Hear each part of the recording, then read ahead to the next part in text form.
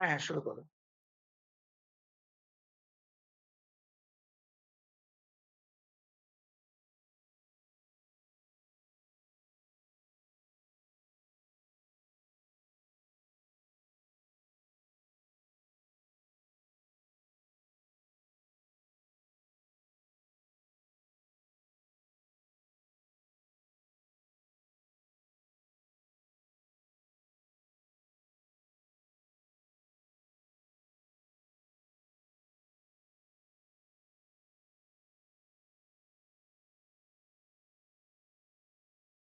হুম, হুম।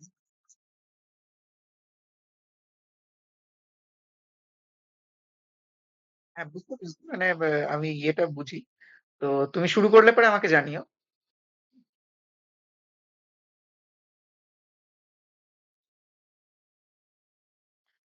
আচ্ছা, শুরু করছি তাহলে?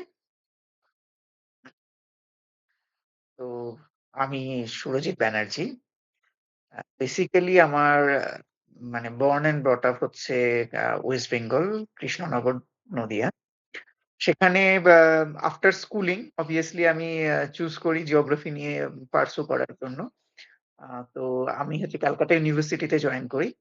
এবং ক্যালকাটা ইউনিভার্সিটিতে আমার জিওগ্রাফিতে অনার্স কমপ্লিট করি। পাশে হচ্ছে আমার obviously মানে বেসিক্যালি আমার ইয়ে ছিল আরকি মানে বিএসসি জিওগ্রাফি ছিল। তো ফলে হচ্ছে আমাদের সায়েন্টিফিক ভার্শনটাই হচ্ছে পড়তে হয়েছে। এবং তারপর যেটা হয় সেটা হচ্ছে আমি যাদবপুর ইউনিভার্সিটিতে মাস্টার্সে যাই। সেখানে গিয়ে আরো বেশি করে মানে আমরা কি করতাম যে কলকাতা ইউনিভার্সিটিতে আমরা পড়তাম যে হ্যাঁ, geography it's a subject that concern with the scientific things বা সায়েন্টিফিক প্র্যাকটিসেস।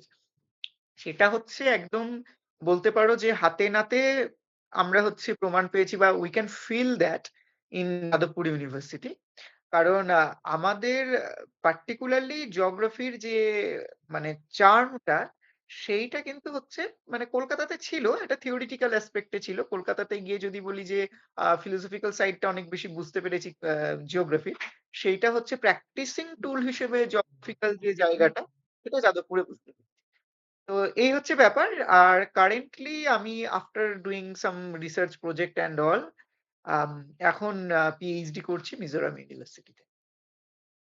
আচ্ছা, তোমার ইয়ে কি পিএইচডি টপিক বা পিএইচডি কিসের উপর করছো? আমার পিএইচডি টা মূলত হচ্ছে অ্যাগ্রো ইকোলজি বলে একটা স্পেশালাইজড সাবজেক্ট। তো অ্যাগ্রো ইকোলজির মধ্যে এবার স্পেসিফিক্যালি কি টপিকের উপর করছি বলতে গেলে এটা হচ্ছে আমাদের যারা জিওগ্রাফি পড়ি আমরা তারা সবাই জানি যে আমাদের ইন্ডিয়াকে অ্যাগ্রো ইকোলজিক্যালি ১৬ খানা জোনে ডিভাইড করা হয়। এটা আইসিএআর লাস্ট করেছিল। তো আইসিএআর এর পর হচ্ছে প্ল্যানিং কমিশন এরা অনেকে আরকি মিলে এই জিনিসটা করে। সেটা হচ্ছে 1976 এ। এবার এর আগে হচ্ছে আমরা দেখেছি যে অ্যাগ্রো ইকোলজিক্যাল জোনের আগে অ্যাগ্রো ক্লাইমেটিক জোন তৈরি হয়েছে। তার আগে আমরা দেখেছি একদম ১ম থেকে যদি শুরু করি সেই কোপেনের ক্লাসিফিকেশন ছিল আমাদের হুম। Climatic classification. হ্যাঁ। তারপর আমরা থর্নথ্রোস পড়েছি। তো এরকম একটা জার্নি আরকি চলে এসেছে। ইন্ডিয়ার ক্ষেত্রে ইন্ডিয়াতে অ্যাগ্রো ইকোলজিক্যাল জোন কেন বলছে? কেন অ্যাগ্রো ক্লাইমেটিক জোন নয়? বিকজ হচ্ছে এখানে মানে শুধু এরা ক্লাইমেটিক প্যারামিটার এর উপর ডিপেন্ড করছে না। ওরা বেশ কিছু রকম সয়েল এর প্যারামিটার নিয়েও ওরা যেটা করার চেষ্টা করেছিল আইসিএআর যে হুম। বিভিন্ন রিজিয়নে কি, কি ধরনের ফসল ফলাতে পারে ফার্মাররা তাদের একটা গাইডলাইন তৈরি করা। তো আচ্ছা। সেইটার উপর বেস করে ওরা এটা করেছিল। এবার মুশকিল যেটা সেটা হচ্ছে 1976 থেকে এদিকে 2025 ইটস অলমোস্ট 50 ইয়ার্স। তো এই ৫০ বছরে আমাদের বিভিন্ন জায়গায় আমরা দেখেছি বিশেষ করে নর্থার্ন ইন্ডিয়াতে মানে বিশেষ করে টেম্পারেচার এক্সট্রিম ভীষণভাবে বেড়েছে। মানে হুম। ধরো মেক্সিমাম টেম্পারেচার আমি যদি ধরি একটা সেশনের সেইটা যতটা হচ্ছে আপে গেছে আবার সেরকম ভাবেই তোমার মিনিমাম টেম্পারেচার হচ্ছে তোমার ডিউরিং উইন্টার সেটা আবার খুব নিচে নেমেছে। ফলে এই যে আচ্ছা। গ্যাপটা মানে ইন্টার অ্যানুয়াল গ্যাপটা সেটা অনেক বেড়েছে। বেশ কিছু জায়গাতে প্রেসিপিটেশন অল্টারেশন হয়েছে। হুম। যেমন দেখা যাচ্ছে যে উত্তরাখণ্ড বা হিমাচল প্রদেশে বৃষ্টিপাত অনেক বেড়ে গেছে। আবার একইভাবে তোমার হচ্ছে দেখা যাচ্ছে যে ওয়েস্টার্ন এ মানে লাদাখের দিকটাই হচ্ছে কমে গেছে। তো এরকম মানে পুরো ব্যাপারটা আমি যেটা বলতে চাইছি যে ক্লাইমেট চেঞ্জ এর একটা খুব আম মানে কি বলবো? মানে একটা খুব মানে ফিল করার মতো হচ্ছে একটা চেঞ্জ হচ্ছে আমরা দেখতে পাচ্ছি। হুম, হুম। এবার এইটার ফলে যেটা মূল মুশকিল সেটা হচ্ছে আমার কাছটা পার্টিকুলারলি ইস্টার্ন হিমালয়াতে মানে অ্যাগ্রো ইকোলজিক্যাল জোন যদি হচ্ছে আমি বলি সেটা হচ্ছে 2 2 ইস্টার্ন হিমালয়াতে মানে এটা পুরো হিমালয়েরই প্রবলেম যে হিমালয়ের যে আমার এলিভেশন প্রোফাইল সেই হ্যাঁ, এলিভেশন প্রোফাইল ওয়াইজ কি হয় আমাদের তো অনেকগুলো হচ্ছে ক্লাইমেটিক জোন পাই আমরা মানে হুম, যদি আমি ওই 200 মিটার থেকে শুরু করে 8,800 অব্দি দেখি তো এখানে প্রায় 5টা ক্লাইমেটিক জোন পাওয়া যায়। এবার আগেকার সময়ে ধরে নাও ফর এক্সাম্পল যে যেখানে হচ্ছে আমি ধরো কথার কথা 3,000 মিটার যদি আমি উপরে উঠতাম সেখানে গিয়ে আমি একটা ধরো গরমকালের টেম্পারেচার পেতাম হচ্ছে 20 ডিগ্রি আগের হ্যাঁ, কথা বলছি মানে হ্যাঁ, ধরো 76 কথা বলছি সেই জায়গায় গিয়ে এখন যদি আমি 3,000 মিটারে যাই গরমকালে সেই টেম্পারেচারটা 27 ডিগ্রি 28 ডিগ্রিতে পৌঁছচ্ছে ঠিক। এবার তাহলে আমাকে সেই আগের যে 20 ডিগ্রিটা সেটাকে পেতে গেলে আমাকে আরো উপরে যেতে হবে হ্যাঁ, এটা একটা মানে টেম্পারেচারের সঙ্গে এলিভেশনের একটা খুব পজিটিভ কোরিলেশন সেটার ফলে এটা হচ্ছে একদম। এবার এটা তো ফিজিক্যাল বা ওয়েদার রিলেটেড জায়গাতে এরকম প্রবলেম এবার এইটা হওয়ার জন্য মানে আমার স্পেশালাইজড এরিয়া সেটা হচ্ছে ইকোলজি বেসিক্যালি ল্যান্ডস্কেপ ইকোলজি তো এটা ফিজিক্যাল ওয়ার্ল্ডে কোনো প্রবলেম হলে সেটা ইকোলজিক্যাল ওয়ার্ল্ডে তার রিফ্লেকশন আসবেই ফলে আচ্ছা। এই প্রবলেমটার কারণে আমাদের ইকোলজিক্যাল ওয়ার্ল্ডে কি প্রবলেম হচ্ছে যে প্রত্যেকটা প্লান্ট কমিউনিটি মানে কোনো প্লান্ট একা একা থাকে না মানে তোমার গার্ডেন ছাড়া বা তোমার বাড়িতে তুমি কোনো গাছ লাগিয়েছো দ্যাট ইজ ডিফারেন্ট হুম, কিন্তু ওয়াইল্ডে কোনো প্লান্ট একা একা থাকে না। মানে ফর রাইট। এক্সাম্পল ধরো যে এবং আজকাল সেটাকে ইউজ করে লোকজন পার্মাকালচার তৈরি করছে যে হুম, কলা গাছ আর পেঁপে গাছ একসঙ্গে লাগাচ্ছে যাতে হচ্ছে যদি জল বেশি হয়ে যায় তাহলে সেটাকে হচ্ছে তোমার কলা গাছ ইয়ে করে নেবে ঠিক, জল ঠিক। যদি কম হয় ড্রাইটা তো সেটাকে হচ্ছে ব্যালেন্স করবে পেঁপে গাছ তো এরকমই ওয়াইল্ডেও মানে কমিউনিটি ওয়াইজ হচ্ছে প্লান্টরা থাকে হুম, মানে কথার কথা ধরো ওক আর পাইন গাছ তুমি একসঙ্গে দেখতে পাবে না। তো আচ্ছা।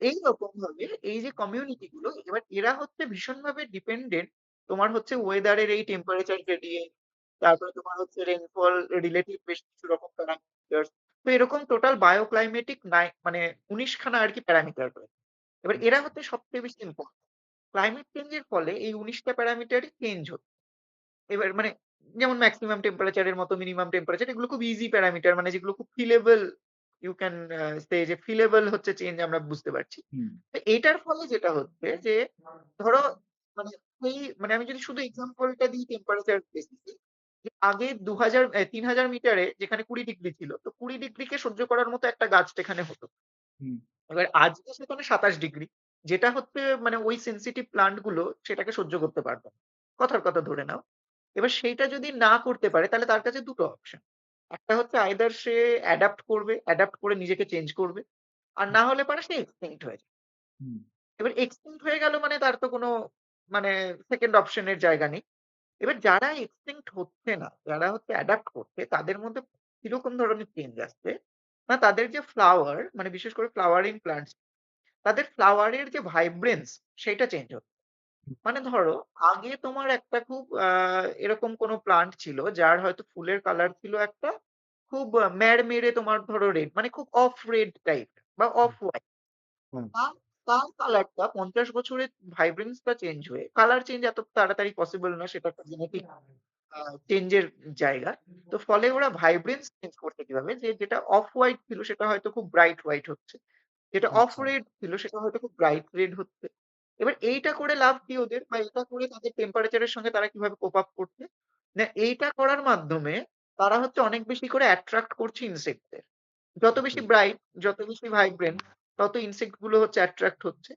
এবার এই কমিউনিটি গুলোর উপর ইনসেক্টরাও ডিপেন্ডেন্ট এবার যে ইনসেক্ট গুলো ওই টেম্পারেচারে থাকতো এখন টেম্পারেচার চেঞ্জ হওয়াতে তারাও আর ওখানে থাকতে পারছে না হুম, তো তারা যাবে হচ্ছে আরো উপরের দিকে আপহিল তারা হচ্ছে মাইগ্রেট করবে হুম, কিন্তু গাছেরা তো চলতে পারে না হুম, গাছেরা হচ্ছে তোমার মাইগ্রেট করবে না ওইভাবে তো তারা কি করছে তাদের এই যে ফ্লাওয়ারিং যে পোলেন্স গুলো এই পোলেন্স গুলো হচ্ছে ক্যারি করছে এই ইনসেক্টদের গায়ে লেগে যাচ্ছে তারা গিয়ে উপরে নিয়ে গিয়ে ক্যারি এবার উপরে গিয়ে যখন হচ্ছে এই পোলেন্স গুলো নিয়ে যাচ্ছে তারা তারা বিভিন্ন রকম সিড নিয়ে যাচ্ছে সেখানে গিয়ে তাদের একটা ডিসপার্সাল বলে একটা ইয়ে হয় প্রসেস হয় মানে গাছেদের মাইগ্রেশনকে আমরা ডিসপার্সাল বলি তারা তো আমাদের মতো ভাবে মাইগ্রেট করে না হুম, তাদের বিভিন্ন রকম টেকনিক হুম, তো সেই টেকনিকটাকে তারা ইয়ে করে ওই রকম জায়গাতে অন্যান্য যে জায়গাতে তাহলে মানে ছড়িয়ে গেল এই ইনসেক্ট গুলো, সেই সব জায়গায় গিয়ে তারা প্রোপাগেট করার চেষ্টা করছে।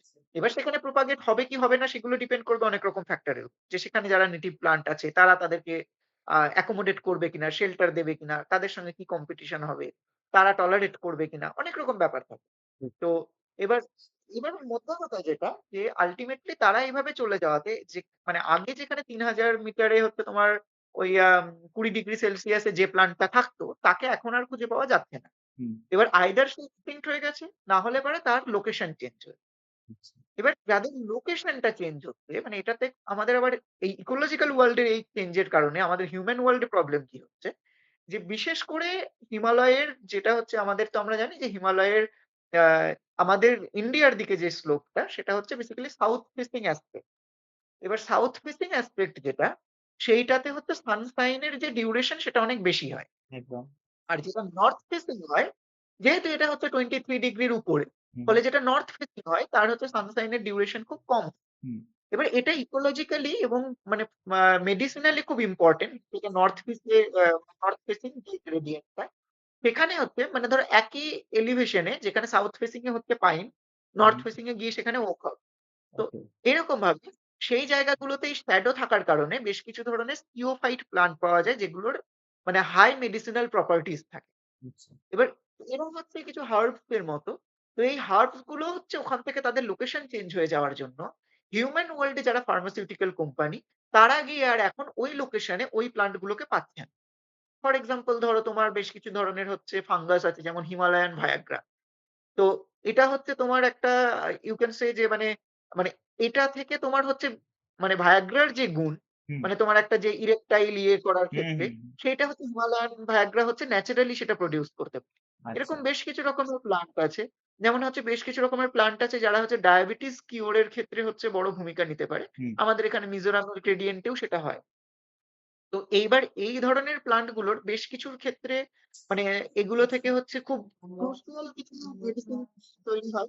কিন্তু আচ্ছা, তাদের যে সাপ্লাইটা, সেই সাপ্লাইটা কমে যাচ্ছে। ফলে মানে অ্যাজ এ জিওগ্রাফার বা বলতে পারো যে অ্যাজ এ জিওমেট্রিক ইঞ্জিনিয়ার মানে যেটাই তুমি বলো না কেন, হুম, তাদের হচ্ছে রোল কি? যে আমাদের রোল হচ্ছে এই লোকেশনটাকে খুঁজে বার করা। যে ও, তাদের এই শিফটটা কোথায় হলো? এবার সেই শিফটটা হয়ে তারা এখন যেখানে আছে সেখানে তারা মানে কোথায় এক্সাক্টলি আছে? তার লোকেশনটা কি হবে? তার আরো ফিউচারে সে আরো কোন দিকে যেতে পারে? তো মানে তো আরো ফিউচারে সে হচ্ছে কোন দিকে যেতে পারে। হুম, তো এই ধরনের যে আ জায়গাগুলো যে অ্যাসপেক্ট গুলো সেটা হচ্ছে আমার কাজ। এবার আমার যেটা মূল জায়গা এটা বললাম আমি আমার একটা অবজেক্টিভ এটা। হুম, এবার এইটার উপর বেস করে মানে এটা যেমন মেডিসিনাল প্লান্ট এর উপরেও এর ইমপ্যাক্ট আছে। জি, সেরকমই হচ্ছে তোমার ওয়াইল্ড ফ্রুটস এর উপর এর ইমপ্যাক্ট আছে। অর্কিডস চেঞ্জ হচ্ছে। আচ্ছা, তো হোল প্লান্ট কমিউনিটিতে একটা চেঞ্জ। তো সেইটা বেস করে আমাকে আমার যেটা কাজ যে আমাকে এখন নতুন করে এই যে ইকোলজিক্যাল ডোনেশনটা সেটাকে রিডেলিনিয়েট করতে হবে। এবার ওকে, আমার কাজটা ইস্টার্ন হিমালয়াতে। যে ইস্টার্ন হিমালয়াতে আমি নতুন করে এটাকে মানে নতুন একটা জোনেশন হচ্ছে আমি বানাবো যে যেটা চেঞ্জ এবং ফিউচারে কি হতে পারে সেটারও আমি একটা মানে এটা আরকি থট আমাদের কাজে। এবার সেটা এক্সিকিউট করতে গিয়ে কতটা করা যাবে সেটা পরের মানে ব্যাপার। তুমি একটা প্রেডিকশন মডেলও ইন ফিউচার তুমি বানাবে। You can ও, a kind of model but not exactly modeling. But kind of prediction. তো তো এখানে মানে স্পেসিফিক এই টপিক বা এই অ্যাগ্রো ইকোনমি বা এগ্রিকালচারের উপরে তুমি এলে না আগে থেকেই কি ঠিক ছিল? না আগে থেকে দেখো ইচ্ছা ছিল আমার যে এখানেই স্পেশালাইজেশন একটা হুম, হুম, আমার স্পেশালাইজেশনটা যেটা সেটা হচ্ছে ল্যান্ডস্কেপ ইকোলজি মানে আমার দুটো স্পেশালাইজেশন ছিল। আচ্ছা, আমাদের যাদবপুর ইউনিভার্সিটিতে এই অপশনটা থাকতো যে ইউ ক্যান টেক 2 স্পেশালাইজেশন। হ্যাঁ, তো অ্যাজ ইউজুয়াল আমি দুটো স্পেশালাইজেশন নিয়েছিলাম। তো ল্যান্ডস্কেপ ইকোলজি ছিল আমার একটা স্পেশালাইজেশন। আরেকটা স্পেশালাইজেশন ছিল হচ্ছে এনভায়রনমেন্টাল প্ল্যানিং অ্যান্ড ম্যানেজমেন্ট। আচ্ছা, তো পরবর্তীতে আমি হায়ার স্টাডিতে মানে আ ভেবেছিলাম যেকোনো একটাতে যাবো। ল্যান্ডস্কেপ ইকোলজিটা তখন আমার মনে হয়েছিল যে more on theoretical. But later I understand যে এটা হচ্ছে তো মানে ইয়াংগেস্ট ব্রাঞ্চ অফ জিওগ্রাফি এবং জিওগ্রাফি, এনভায়রনমেন্টাল সায়েন্স, হুম, ইকোলজি প্রত্যেকে এই সাবজেক্টটা পড়ায়। তো পরে হচ্ছে আমি বুঝতে পেরেছিলাম যে হচ্ছে এটা ইটসেলফ হচ্ছে একটা টুল। মানে ল্যান্ডস্কেপ ইকোলজি ইটসেলফ একটা টুল, তার নিজস্ব টুল আছে। মানে অন্যান্য বেশ কিছু সাবজেক্ট আছে বা ব্রাঞ্চ আছে তাদেরকে নিজেদের টুল ইউজ করতে গেলে জিআইএস এর হেল্প নিতে হয় হ্যাঁ, বা অন্যান্য ম্যাথমেটিক্স এর হেল্প নিতে হয়। Hmm, landscape ecology is completely different from all this. তো ল্যান্ডস্কেপ ইকোলজি যখন পড়ি আমার ডিসার্টেশন এর ক্ষেত্রেও হচ্ছে অনেকটা বেশি মানে তোমার মিক্স আপ অফ এনভায়রনমেন্ট আর ল্যান্ডস্কেপ ইকোলজি ছিল। তো পরে হচ্ছে আমি ঠিক করি মানে বেশ কিছু আমার প্রজেক্টে যাই আমি। যেমন আমার নিউক্যাসল ইউনিভার্সিটির সঙ্গে যাদবপুর ইউনিভার্সিটির কোলাবোরেশন এ একটা প্রজেক্ট ছিল। হুম, ইন্টারন্যাশনাল একটা প্রজেক্ট। এটাতে হচ্ছে আমি অ্যাকুয়াটিক ইকোলজির উপর কাজ করেছিলাম। মানে ফিজিওকেমিক্যাল প্রপার্টিজ সুন্দরবনের ক্ষেত্রে। আচ্ছা, তো ধীরে, ধীরে আরকি যা কাজ করি এরপরে আবার আমার আরেকটা প্রজেক্ট জয়েন করি। সেটা আবার কমপ্লিটলি জিআইএস বেসড ছিল হুম, কম্পিউটার সায়েন্স এ। হুম, তো আ তো লেটার অন আমার মনে হয় যে মানে টেকনিক ইস ওকে। GIS এর applications and all those are okay. But something একটা কনটেন্ট এর দিক থেকে হচ্ছে আমার কিছু থাকবে যেটা হচ্ছে একটা সেই ফাউন্ডেশনাল হচ্ছে একটা হুম, জায়গা হুম, হবে। হুম, তো ফলে হচ্ছে আমি ডিসাইড করি যে আমি কাজ করব মোটামুটি ল্যান্ডস্কেপ ইকোলজি, ফায়ার ইকোলজি এরকম জায়গাতেই। তো অ্যাগ্রো ইকোলজি এক্সাক্টলি করব সেটা ভাবিনি ১ম এই। তো তারপরে যখন হচ্ছে আমি পিএইচডি নিতে আসি, তখন হচ্ছে আমার মনে হয় যে আমি অ্যাগ্রো ইকোলজিতে যাবো। এই টপিকটা ঠিক হয়নি। টপিকটা এখানে এসে আমার সুপারভাইজারের সঙ্গে কথাবার্তা বলে আমাদের ঠিক হয়েছে। হুম, কিন্তু ১ম এ টপিক আমি কোস্টে করব। কারণ আমার এক্সপার্টিজ মাউন্টেন এর উপর ছিল না কোনদিন। আচ্ছা, আমার এক্সপার্টিজ ছিল হচ্ছে কোস্ট এর উপরে। হুম, মানে আমি এরকম হয়েছে যে ৭ দিন টানা সমুদ্রে থেকেছি। আচ্ছা, মানে ল্যান্ডে না আয়ে। হুম, তো এই ধরনের প্রজেক্টস আমি করতাম। তার আগেও হচ্ছে আমার যে কাজকর্ম ছিল আমি প্রচুর হচ্ছে ইয়েতে ফিল্ড করেছি। মানে আমার নিজের কোস্টাল ম্যানেজমেন্ট বা আ আ ওয়াটারশেড ছিল না। হুম, কিন্তু আমি আমার বন্ধুদের সঙ্গে ওদের ফিল্ড গুলোতে যেতাম আরকি। হুম, এবং মানে পুরোই মানে ইকোলজিক্যাল পার্সপেক্টিভস এর দিক থেকেও আমার কোস্ট এর উপরেই কাজ বেশি ছিল। নতুন একটা তো নতুন আমার মনে হলো যে ইটস ওকে, ইটস ফাইন। মানে it will be challenging and rigorous. তার সঙ্গে একটা কিছু রেলিভেন্ট কিছু হয়তো আমি প্রেজেন্ট করতে পারব। তো তারপর আরকি চ্যালেঞ্জটা আরকি accept তাই তোমার পিএইচডি তুমি জয়েন করলে কত বছর হলো? Almost 2 years. অলমোস্ট 2 ইয়ার। তো এরপরে কি পোস্ট ডক এর প্ল্যান আছে?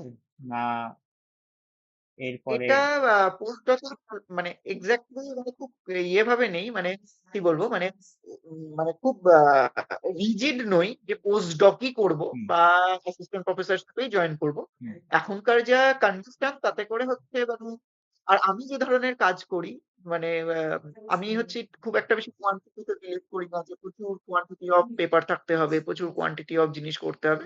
মানে ডু সামথিং বাট মিনিংফুল। মানে এটা আমার কাছে ম্যাটার করে। তো সেটার উপর বেস করে হচ্ছে ইচ্ছে আছে আমার যে ফরেনে হচ্ছে আমি ইয়ে করব। মানে অ্যাব্রড এ আরকি পোস্ট ডক এর জন্য এপ্লাই করব। রিসেন্টলি আমার একটা ইয়েও আছে মানে রিসেন্টলি আ আমার সুইজারল্যান্ডের আরকি মাউন্টেন রিসার্চ ইনস্টিটিউট থেকে ওরা আমাকে আম অলমোস্ট মানে ইন্ডিয়ান রুপিস এ ৳২,০০,০০০ র মতো ওরা আমাকে ফান্ডিং করেছে।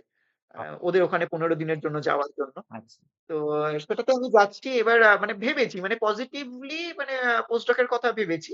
হুম, তবে এরকম হতেই পারে যে হয়তো পোস্ট ডক করতে আমি যদি ইন্ডিয়াতে কোথাও একটা বেটার মানে তোমার কোন গভর্নমেন্ট ইনস্টিটিউট এ বা কোন রিসার্চ ইনস্টিটিউট এ যদি হচ্ছে আমি ইয়ে পেয়ে যাই, তো I can stay here also. তো এটা ডিপেন্ড করবে। তবে আমার প্রাইমারি ইচ্ছে পোস্ট ডক এর কথাই। আচ্ছা। তাহলে তুমি ধরো এখন অব্দি এখানে গেছো। তার জন্য তোমার তুমি স্পেশাল কি পরীক্ষা দিয়েছো? নরমাল তো আমরা জানি ইউজিসি নেট হয়। নেট দিয়ে আমরা পিএইচডি এর জন্য এপ্লাই করি।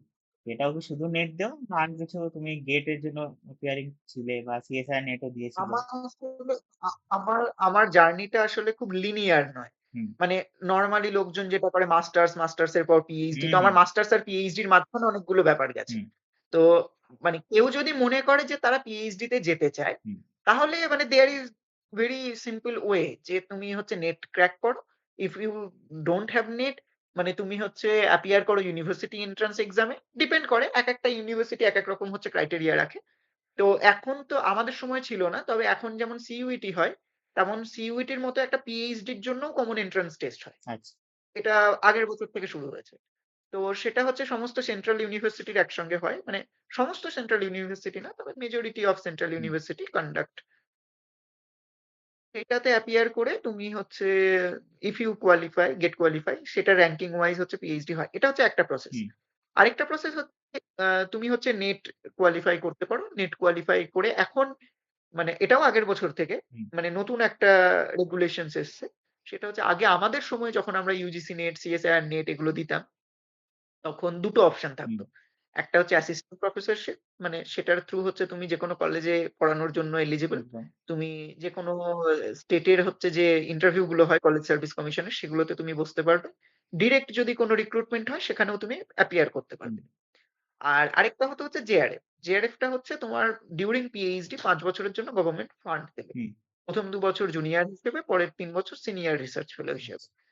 তো এটা হচ্ছে প্রসেস ছিল। এখন যেটা 3rd ইয়ে হয়েছে, এড হয়েছে, সেটা হচ্ছে পিএইচডি অনলি বলে একটা অপশনস হুম, এসছে। সেটা হচ্ছে লোয়েস্ট কাট। মানে অ্যাসিস্ট্যান্ট প্রফেসরশিপ হয়তো তুমি পেলে না। হুম, কিন্তু মানে তার থেকে কম একটা কাট অফে পিএইচডি অনলি, সেটাতে তুমি কোনো কলেজে অ্যাপিয়ার করতে পারবে না বা ইউনিভার্সিটিতে এপ্লাই করতে পারবে না। বাট তুমি পিএইচডি টা করতে পারবে। তো এটা হচ্ছে এখনকার প্রসেস। এবার আগের থেকে এখনকার আরেকটা যেটা চেঞ্জ ইন রেগুলেশনস, আমাদের সময় ছিল যে তুমি যদি একবার ইউজিসি নেট ক্র্যাক করো হুম, বা সিএসআইআর নেট ক্র্যাক করো, তাহলে সেটা তোমার লাইফ টাইম ভ্যালিডিটি। এখন সেটা আর নেই। হুম। এখন হচ্ছে প্রত্যেক বছরের ভ্যালিডিটি ১ বছর করে। আচ্ছা। মানে তুমি এই বছর যদি নেটে পাস করো, তাহলে সেটা হচ্ছে ১ বছরের মধ্যে you have to use it. Hmm, আর জেআরএফ এর ক্ষেত্রে ২ বছরের মধ্যে তোমাকে এটাকে ইউজ করতে হবে। হ্যাঁ, আদারওয়াইজ তোমার হচ্ছে পরের বছর তোমাকে আবার বসতে হবে পরীক্ষায়। এবার গেটের থ্রুও পিএইচডি হয়। হুম, আমার গেটও হচ্ছে ইয়ে করা আছে। তো এবার আমার ক্ষেত্রে যেটা হয়েছিল পার্টিকুলারলি, আমি মানে মাস্টার্স কমপ্লিট করার পর ডিরেক্টলি ভাবিনি যে পিএইচডি করব। হুম, আমার মানে মূল পয়েন্ট ছিল হচ্ছে আমি আগে আরেকটু ভালো করে রিসার্চটাকে শিখব। হুম, তারপর হচ্ছে আমি পিএইচডি তে যাব। তো এবং আমার ডিসার্টেশনটা হচ্ছে কোভিড এর সময়। ফলে হচ্ছে আর আমি যেরকম ভাবে আরকি প্ল্যান করেছিলাম পুরোটা কমপ্লিট হয়নি। আমার প্রায় ১৮০০ খানা প্লান্টের স্যাম্পল ছিল। আচ্ছা। এবং প্রায় ১০০ টা আলাদা, আলাদা ইয়ে ছিল, ২ টো স্টাডি এরিয়া মিলিয়ে। তো আমার ডিসার্টেশন টা খুব ইয়ে ছিল এবং মানে খুব লার্জ একটা স্কেলে ছিল। হুম, এবার সেই স্কেলটা ডিউ টু COVID-19 পুরোটা কমপ্লিট করতে পারিনি। তো আমি আমার টিচারের সঙ্গে কথা বলে এটা বলেছিলাম যে আফটার মাস্টার ডিগ্রি আমি এটা আরকি কমপ্লিট করতে চাইছি। তো আমি তারপর আবার ফিল্ড কনডাক্ট করি, আবার পুরোটা ইয়ে করি, মানে তোমার কমপ্লিট হুম, করি। এবং সেটা খুব প্রেস্টিজিয়াস একটা জায়গায় পাবলিশ হয়েছে। মানে উইলিতে লোকজনের খুব কম পাবলিশ হয়। হুম, তো এটা হচ্ছে আমার উইলিতে পাবলিশ হয়েছে এবং এইটা হচ্ছে আমি কাজ করেছিলাম একজনের সঙ্গে কোলাবোরেশন এ। কলম্বিয়া ইউনিভার্সিটির একজন ফায়ার ইকোলজিস্ট, ভেরি রিনোন, ডলোরস আর্মেন্টাস বলে। আচ্ছা। তো উনি হচ্ছে আমার এটা খুব পছন্দ করেছিলেন এবং উনি আমার সঙ্গে এটাতে কাজ করেছিলেন। হুম, এবার তখন হয় কি, তখন তারপরে আমি একটা ইন্টার্নশিপ জয়েন হুম, করি। After master degree. এবার মাস্টার ডিগ্রির ১ মাস পর আমি ইন্টার্নশিপে জয়েন করি। ৬ মাসের ইন্টার্নশিপ ছিল। তো ইন্টার্নশিপটা করতে, করতেই আমি হচ্ছে এই প্রজেক্টের ইয়েটা পাই। যেটা নিউক্যাসল ইউনিভার্সিটি ওদের ইউনাইটেড কিংডম রিসার্চ ইনিশিয়েটিভ বলে একটা প্রোগ্রাম হয়। আচ্ছা। তো ওই প্রোগ্রামের আন্ডারে ওরা তখন আমাদের, এখন ওটা বেড়েছে। এখন বোধহয় পার ডে ১৫০০ করে দেয়। হুম, তখন আমাদের দিত হচ্ছে পার ডে ১০০০। আচ্ছা। তো তখন হচ্ছে ওই প্রজেক্টটা আমি জয়েন করি এবং ওইটা হচ্ছে মানে ওই ইয়ারেরই হচ্ছে প্রায় ৩ মাস মতো হুম, চলে। আমি আর আরেকটি ছেলে জয়েন করেছিলাম। সে পার্মানেন্ট হয়ে যায়। আমি তখন ৩ মাস করি। হুম, ৩ মাস করার পর আমি আরেকটা জায়গায় পেয়ে যাই। তো আমি সেটাতে আরকি ইয়ে করে যাই। বিকজ আমার তখন মনে হয়েছিল যে মানে we were acting as data collector. মানে ওই যে প্রজেক্টটা চলছে, কি এক্সাক্টলি হুম, হুম, হচ্ছে, কি ইয়েতে চলছে, তারপর কি এনালাইসিস, সেখানে আমাদের খুব বেশি ইনক্লুড করা হতো আচ্ছা। না। ওখানে একজন হ্যাঁ, মানে একজন হচ্ছে ওখানে ওই ফিলিপ বলে একজন ছিল। হ্যাঁ, তিনি হচ্ছে পোস্ট-ডক অফ নিউক্যাসল ইউনিভার্সিটি। তো তিনি হচ্ছে এখানে আমাদের আসতেন যাদবপুরে এবং তিনি মোটামুটি কাজগুলো কন্ডাক্ট করতেন। হুম, আর আমরা হচ্ছে ওরকম ফিল্ডে গিয়ে আচ্ছা, করতাম। এটা ছিল আমাদের কাজ। আচ্ছা, তো আমার তখন মনে হয়েছিল যে somewhere মানে আমার যেটা মোটো ছিল সেটা হচ্ছে মানে টাকা পাওয়া নয়। আমার মোটো ছিল যে to learn something হুম, মানে নিউ। তো ডেটা কালেকশন এর ক্ষেত্রে হচ্ছে আমি সেটা ৩ দিনেই শিখতে হুম, পারি। হুম, মানে সেটাই আমরা রিপিট হুম, করছিলাম ৩ মাস ধরে। তো I was quite frustrating। আর সেই সময় হচ্ছে আমার যিনি মাস্টার ডিগ্রি সুপারভাইজার ছিলেন, উনার রেফারেন্স এ আমাদের কম্পিউটার সায়েন্স ইঞ্জিনিয়ারিং ডিপার্টমেন্ট ভীষণ রেপুটেড হুম, যাদবপুরে। তো সেখানে আরকি আমি একটা প্রজেক্টে হচ্ছে ইন্টারভিউ দিই এবং ওখানে হচ্ছে আমার হয়ে যায়। তো ওটাতে হচ্ছে আমার মানে তখন হচ্ছে ওটাতে আমি অ্যাজ এ জেআরএফ জয়েন হুম, করি। তো ওটাতে জেআরএফ হিসেবে জয়েন করার পর ওটা ৬ মাসের ছিল। মানে ওটার ডিউরেশনই ছিল হুম, ৬ হুম, মাসের। তো ওইটা হচ্ছে ৬ মাস কমপ্লিট করি। কমপ্লিট করার পর মানে আমার তখন মনে হয়েছিল যে নাও আই ক্যান মানে মানে I am that much confident যে আমার গাইড ছাড়াও হচ্ছে আমি যদি পিএইচডি তে একা, একা যাই, আমি একা, একা সামলে নিতে ঠিক। পারব। মানে এটাই হচ্ছে আমার ছিল যে আমি এই জায়গাটায় মানে এই কনফিডেন্স টা আগে হচ্ছে অ্যাচিভ করব। Then I will go for PhD. হুম, এবার ইন দ্যা মিন টাইম আমার সিএসআইআর বসেছি, আমি ইউজিসি নেটে বসেছি। নেট আমার ৩ বার নেট কোয়ালিফাই করেছি। আমি ডিউরিং মাস্টার্স কোয়ালিফাই করেছি। তো আমার জেআরএফ ছিল, আমার ডবল জেআরএফ ছিল। হুম, তো সবটা মিলিয়ে আরকি আমি হচ্ছি তখন হচ্ছে এবার আমার তখন একটা মিসহ্যাপেন হয়। মানে আমি তখন ইয়েতে পেয়ে যাই। মানে আমার ইয়েতে বম্বেতে একটা জায়গায় হচ্ছে আরকি হয়। আ সেটা হচ্ছে আমার স্যারের রেফারেন্সেই হয়। মানে I won't lie মানে উনি রেফার করেছিলেন। কিন্তু তার সত্ত্বেও আমার ইন্টারভিউ খুব ভালো হয়েছিল। তো ওখানে হয় এবং ওখানে যখন আ তুমি হয়তো জানবে ওইখানে আমাদের একটা IIT বম্বের সঙ্গে শিবাজি হুম, ইউনিভার্সিটি হুম, বলে একটা হুম। আছে, ইউনিভার্সিটি আছে। আছে। ওদের হুম, কোলাপুরে। তো ওদের কোলাবোরেশন এ একটা ইয়ে ছিল। মানে ওদের হচ্ছে ওখানে আমার যেহেতু ম্যানগ্রোভস হুম, বা কোস্টাল ইকোলজির উপর স্পেশালাইজেশন ছিল। ওরা হচ্ছে আমাকে গদ এস্টুয়ারি বলে একটা রিভার আছে ওখানে। গদ বলে একটা হুম, রিভার আছে হুম। বম্বেতে। তো সেইটার এস্টুয়ারিতে একটা ম্যানগ্রোভের উপর কাজ ছিল কার্বন সিকুয়েস্ট্রেশন এর। আচ্ছা। তো সেটাতে আমি ইয়ে অ্যাকসেপ্ট ও করে ফেলি। মানে জয়েনিং লেটার অ্যাকসেপ্ট ও করে ফেলি, ওদের দিয়েও ফেলি। যেদিনকে আমি যাবো সেদিনকে আমার ভীষণ শরীর খারাপ। তো এবার শরীর খারাপটা মানে অনেকটা লম্বা হুম, চলেছিল। ফলে ওরা ১ সপ্তাহ অব্দি আমাকে টাইম দিয়েছিল জয়েন করার, যেটা আমি জয়েন করতে পারিনি। আ তারপর আমি চলে এলাম। এবার তখন হচ্ছে একটু প্রবলেমস আরকি যে হঠাৎ করে সমস্ত প্ল্যান এরকম বিগড়ে গেছে। এবার কি করব? তো সামহাউ তখন আমি ভাবি যে আমি এখানে আর করব না। আমি ডিরেক্ট অ্যাব্রড ই এপ্লাই করব। আচ্ছা। তো অ্যাব্রড এপ্লাই করব বিকজ মানে ওয়েস্ট বেঙ্গলে আমার কোনমতেই কোন রকম ইচ্ছে ছিল না। আমি কোথাও এপ্লাই ও হুম, করিনি। যে ওয়েস্ট বেঙ্গলে তো আমি করব না। যাদবপুরে হচ্ছে সিট নেই সেই সময়। কারণ আমাদের ২ জন ছিল অ্যাক্টিভ টিচার যাদের আন্ডারে সিট থাকার কথা সেটা ২ বছরের আগে সিট খালি হওয়ার কথা ছিল না। আচ্ছা। আর যে সিটটা আমার আগে ছিল তখন আমার জেআরএফ হয়নি বলে আমারই ব্যাচের একজন আমার বান্ধবী একজন ও হচ্ছে ওইখানে জয়েন করে গেছিল। ফলে সিট ফুল হয়ে হুম, গেছিল। তো তখন আমি ভাবলাম যে ইফ নট যাদবপুর তাহলে ওয়েস্ট বেঙ্গলে কোথাও করব হুম, না। বাইরে সেন্ট্রাল ইউনিভার্সিটি গুলোতে দেখি। আর তখন জেআরএফ আছে সদ্য। তো তারপরে কি মনে হলো যে আচ্ছা আমি অ্যাব্রড এও একবার ট্রাই করব। তো তখন IELTS এক্সাম দিই আমি। আমার IELTS ও ক্র্যাক হয়। হুম, আ বাট বাইরে হচ্ছে কোথাও বেটার কিছু আসার আগে আমার ইয়েতে হয়ে যায়। মানে মিজোরামে হয়ে যায়। মিজোরামে, নাগাল্যান্ডে একসঙ্গে হয়ে যায়। তো এখানেও আসার যে খুব বেশি ইচ্ছে ছিল এরকম না। মানে মিজোরামে হয়তো আসতামই না। হয়তো অ্যাব্রোড টাই পার্সু করতাম। তারপর হচ্ছে আমার একজন ম্যাডাম ছিলেন কলকাতা ইউনিভার্সিটি। উনি আমাকে বললেন যে, "তুই মিজোরামে পেয়ে গেছিস তো কাকে ভাবছিস?" তো আমি বললাম যে, "আমি যদি চুজ করি ওখানে একজন ম্যাডাম আছে তাকে হচ্ছে ভাববো।" নাম নিচ্ছি না আমি। তো আমি ভাবলাম যে তার কাছে ইয়ে করব। তো তখন আমাকে ম্যাডাম বললেন যে, "তুই পাগল! মানে যে ওখানে মানে মিজোরামের মতো জায়গায় যাচ্ছিস সেখানে" মানে আমার যিনি প্রেজেন্ট গাইড মানে খুব renowned personality internationally professor VP Sati বলে।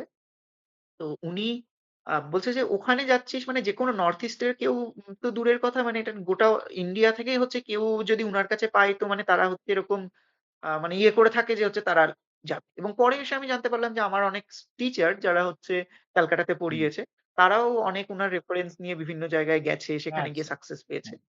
তখন উনি আ মানে আমাকে তখন হচ্ছে এরকম বললেন যে, "তুই গিয়ে উনাকে ইয়ে কর। আমি তোর কথাটা হচ্ছে উনাকে একবার হুম, বলছি। আর তুই উনাকেই চুজ কর। মানে ওখানে গিয়ে তুই উনার কাছে করার কথাটাই বল।" হুম, তো আমি তখন বললাম যে, "ম্যাম কিভাবে তাহলে আমি উনাকে কনট্যাক্ট" তো বলল যে, "আমি তোকে ফোন নম্বর দেব না বা আ ইয়ে-টিয়ে কিছু দিচ্ছি না। তুই ডিরেক্টলি উনার সঙ্গে গিয়ে সামনাসামনি কথা বলিস। আচ্ছা। সেটা হুম, বেটার হবে। বাট আমি বলে হুম, রাখছি তোর কথাটা যে তুই ইন্টারেস্টেড উনার হুম, কাছে কর।" তো তারপরে আমি এখানে চলে এলাম। কিছুই জানি না যে মিজোরামে কিভাবে ইয়ে করতে হয়। তো এখানে এসে তো একটা বড় হুম, শক যে এখানে পাবলিক ট্রান্সপোর্ট নেই প্রপার। মানে এয়ারপোর্ট থেকে তোমাকে আসতে হলে পরে গাড়ি আগে থেকে রিজার্ভ আচ্ছা। করতে হবে। এবার কিন্তু মানে সেই একটা অদ্ভুত একটা ইয়েতে কিছুই আগে থেকে বুক করে আসিনি। দুম করে একটা চলে এসেছি প্লেনে হুম, করে। তো মানে এটা বলতে পারো কোইন্সিডেন্টালি একটা বাঙালি কাপল এর সঙ্গে দেখা হয়। মানে আ মানে they are very close to me nowadays. তো তাদের সঙ্গে দেখা হয় এবং তাদের গাড়িতে করে আমি তখন হচ্ছে আসি ইউনিভার্সিটি। আচ্ছা। এবং ইউনিভার্সিটিতে এসে আরো বেশি শক। যে ইউনিভার্সিটিটা আইজল শহর থেকে অনেকটা দূরে। মানে আমি একবার ইউনিভার্সিটি এসে আবার ফিরে গিয়ে রাতের বেলা হোটেল খুঁজবো সেই অপশন হুম, নেই। তো আ ফার্স্ট ডে টা হচ্ছে আমি হচ্ছে এখানে আমাদের ইউনিভার্সিটির গেস্ট হাউসের সোফাতেই কাটিয়ে দিই। মানে ফার্স্ট নাইট। আচ্ছা। তো সেদিনকে সেদিনকে যিনি আমার প্রেজেন্ট সুপারভাইজার উনার সঙ্গে মানে সেই রাত কাটানোর আগে সন্ধ্যেবেলাতে দেখা হলো। উনি নিজেই গেস্ট হাউসে হুম, এসেছিলেন। তো এবার আমি চিনতাম না উনাকে। তো মানে যে কাপল এর সঙ্গে আমি এসেছিলাম তাদের মধ্যে যিনি হুম, ওয়াইফ তিনিও হচ্ছে পিএইচডি তে চান্স পেয়েছিলেন আমার সঙ্গে। এবার তিনি চিনতেন আ সতীশ স্যার। আচ্ছা। তো তিনি হচ্ছে তখন আমাকে বললেন যে, "ইনি হচ্ছেন সতীশ স্যার।" তো তখন আমি বললাম, "ও আচ্ছা ইনার কথাই তো ম্যাডাম বলেছিল।" তো তখন আমি গিয়ে পার্সোনালি তার সঙ্গে কথা হুম, বলি। তারপরে তো এভরিথিং গোস ওয়েল। মানে আই এম ফরচুনেট যে মানে রিয়ালি উনার কাছে হচ্ছে আমি ইয়ে পেয়েছি। মানে উনি মানে কোয়ালিটি তো যাই বলো না কেন তুমি মানে কোয়ালিটি তো তুমি হচ্ছে ম্যানেজ করে নিতে পারবে। হুম, মানে আমার সেই কনফিডেন্স ছিল যে হচ্ছে হ্যাঁ, আমি নিজের পিএইচডি নিজে নামিয়ে দিতে পারবো। সেটা খুব বড় ইয়ে ছিল না। কিন্তু যেটা আমার ল্যাক করেছিল হুম, এতদিন সেটা হচ্ছে মানে যেটা যাদবপুরের ক্ষেত্রে হচ্ছে আমার মনে হতো যে খুব মানে খুব ভালো কিছু শিখতে পারতাম। বাট খুব ডিমোটিভেটিং একটা এনভায়রনমেন্ট হুম, ছিল। যে তুমি বিশাল কিছু ভাববে না, তুমি এই করবে না। মানে সেইটা করলে পারে অনেক রকম কথা শুনতে হতো। তো সেটা এখানে এসে সামথিং ডিফারেন্ট অ্যান্ড ইনি মানে অন দ্যা আদার হ্যান্ড মানে ভীষণ মোটিভেট করে। মানে মানে বাংলায় হচ্ছে যাকে বলে যে তাল গাছে উঠিয়ে দেওয়া এরকম। মানে হয়তো তুমি এত হ্যাঁ, ভালো নয় কিন্তু উনি এত ভালো বলবেন তোমাকে, এত ভালো বলবেন যে তোমার নিজের উপরই ডাউট হবে যে সত্যি উনি ঠিক হুম, বলছেন নাকি ইয়ে করছেন। তো খুব মোটিভেট করে। বেসিক্যালি যেটা পয়েন্ট অফ দ্যা স্টোরি যে ভীষণভাবে উনি মোটিভেট করেন। এইটা হচ্ছে আরকি পয়েন্ট।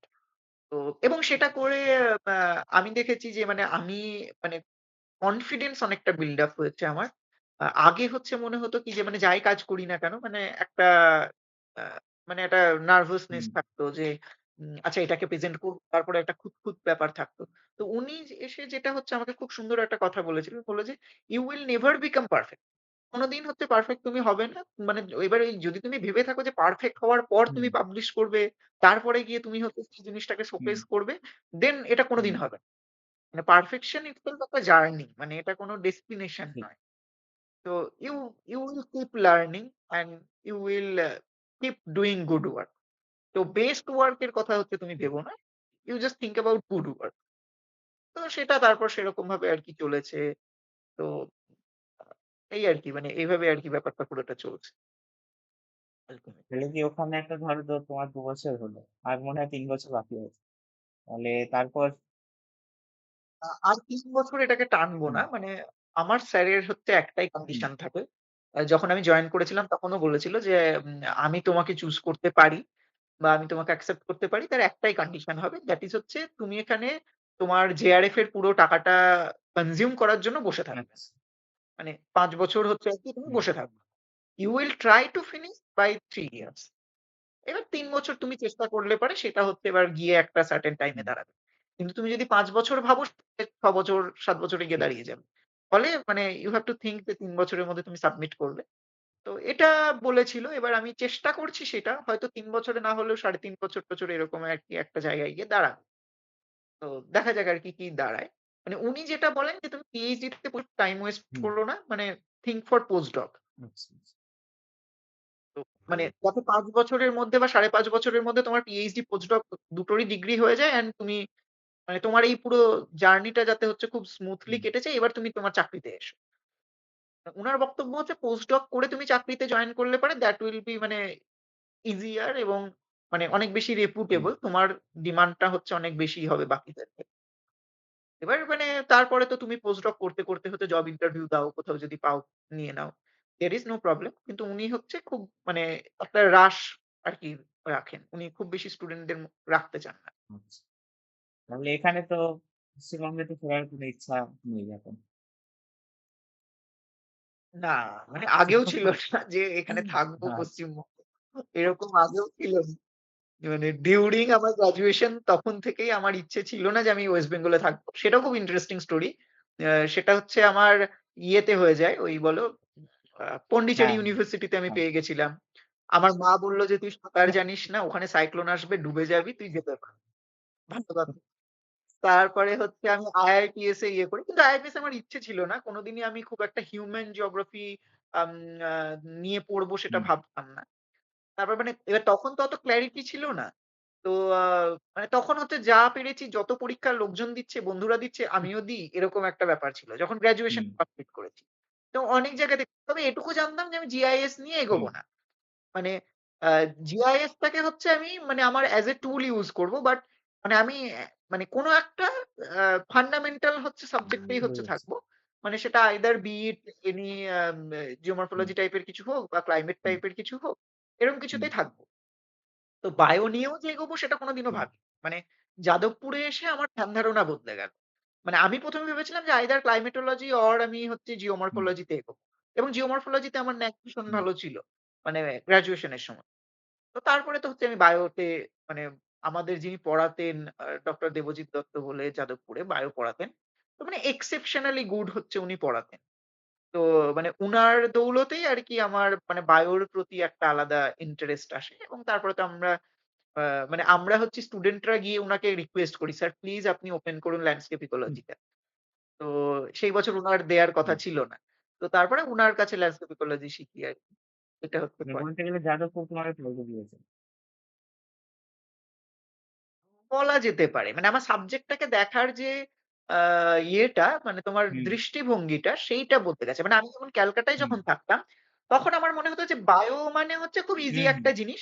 এইটা নিয়ে অত কিছু ভাবার কি? কারণ তখন আমরা আসলে আমাদের সিলেবাসের উপর অনেক কিছু ডিপেন্ড করে। ক্যালকাটাতে যে সিলেবাস ছিল সেই সিলেবাসের মধ্যে ধরো তোমার ওই ইকোসিস্টেমের স্ট্রাকচার, বায়োমস হেন-তেন এগুলো ছিল। মানে খুব বেসিক জিনিস। তো সেগুলো আমাকে খুব বেশি কখনো ইয়ে করে। তারপর যখন হচ্ছে আমি মাস্টার্সে এলাম, তখন আমাদের বায়োতে যখন হচ্ছে আমরা জেনেটিক পুল, তারপরে স্পেসিয়েশন, আইল্যান্ড বায়োজিওগ্রাফি এইগুলো যখন পড়তে শুরু করছি, তখন এটা খুব ইন্টারেস্টিং। যে সত্যিই তো মানে একটা মানে প্রিডেটর তার সঙ্গে আরেকটা প্রিডেটর মানে একজন সিংহ, একজন চিতা তাদের মধ্যেও ডিল হচ্ছে। They are having some right. Relationship. তারপরে হচ্ছে একটা প্লান্ট আরেকটা প্লান্টের সঙ্গে তার হুম, মধ্যে একটা রিলেশন। এবং সেইটা আল্টিমেটলি সেই জায়গার জিওগ্রাফিক্যাল ল্যান্ডস্কেপ কে চেঞ্জ করছে। এটা আমার কাছে খুব ফ্যাসিনেটিং ছিল। তো মানে ওইভাবে হচ্ছে আগে কখনো ভাবিনি বা ওই অ্যাঙ্গেল দিয়ে কখনো দেখিনি। বা একটা গাছ কোন জায়গায় একটা গাছ কেন হুম, থাকছে?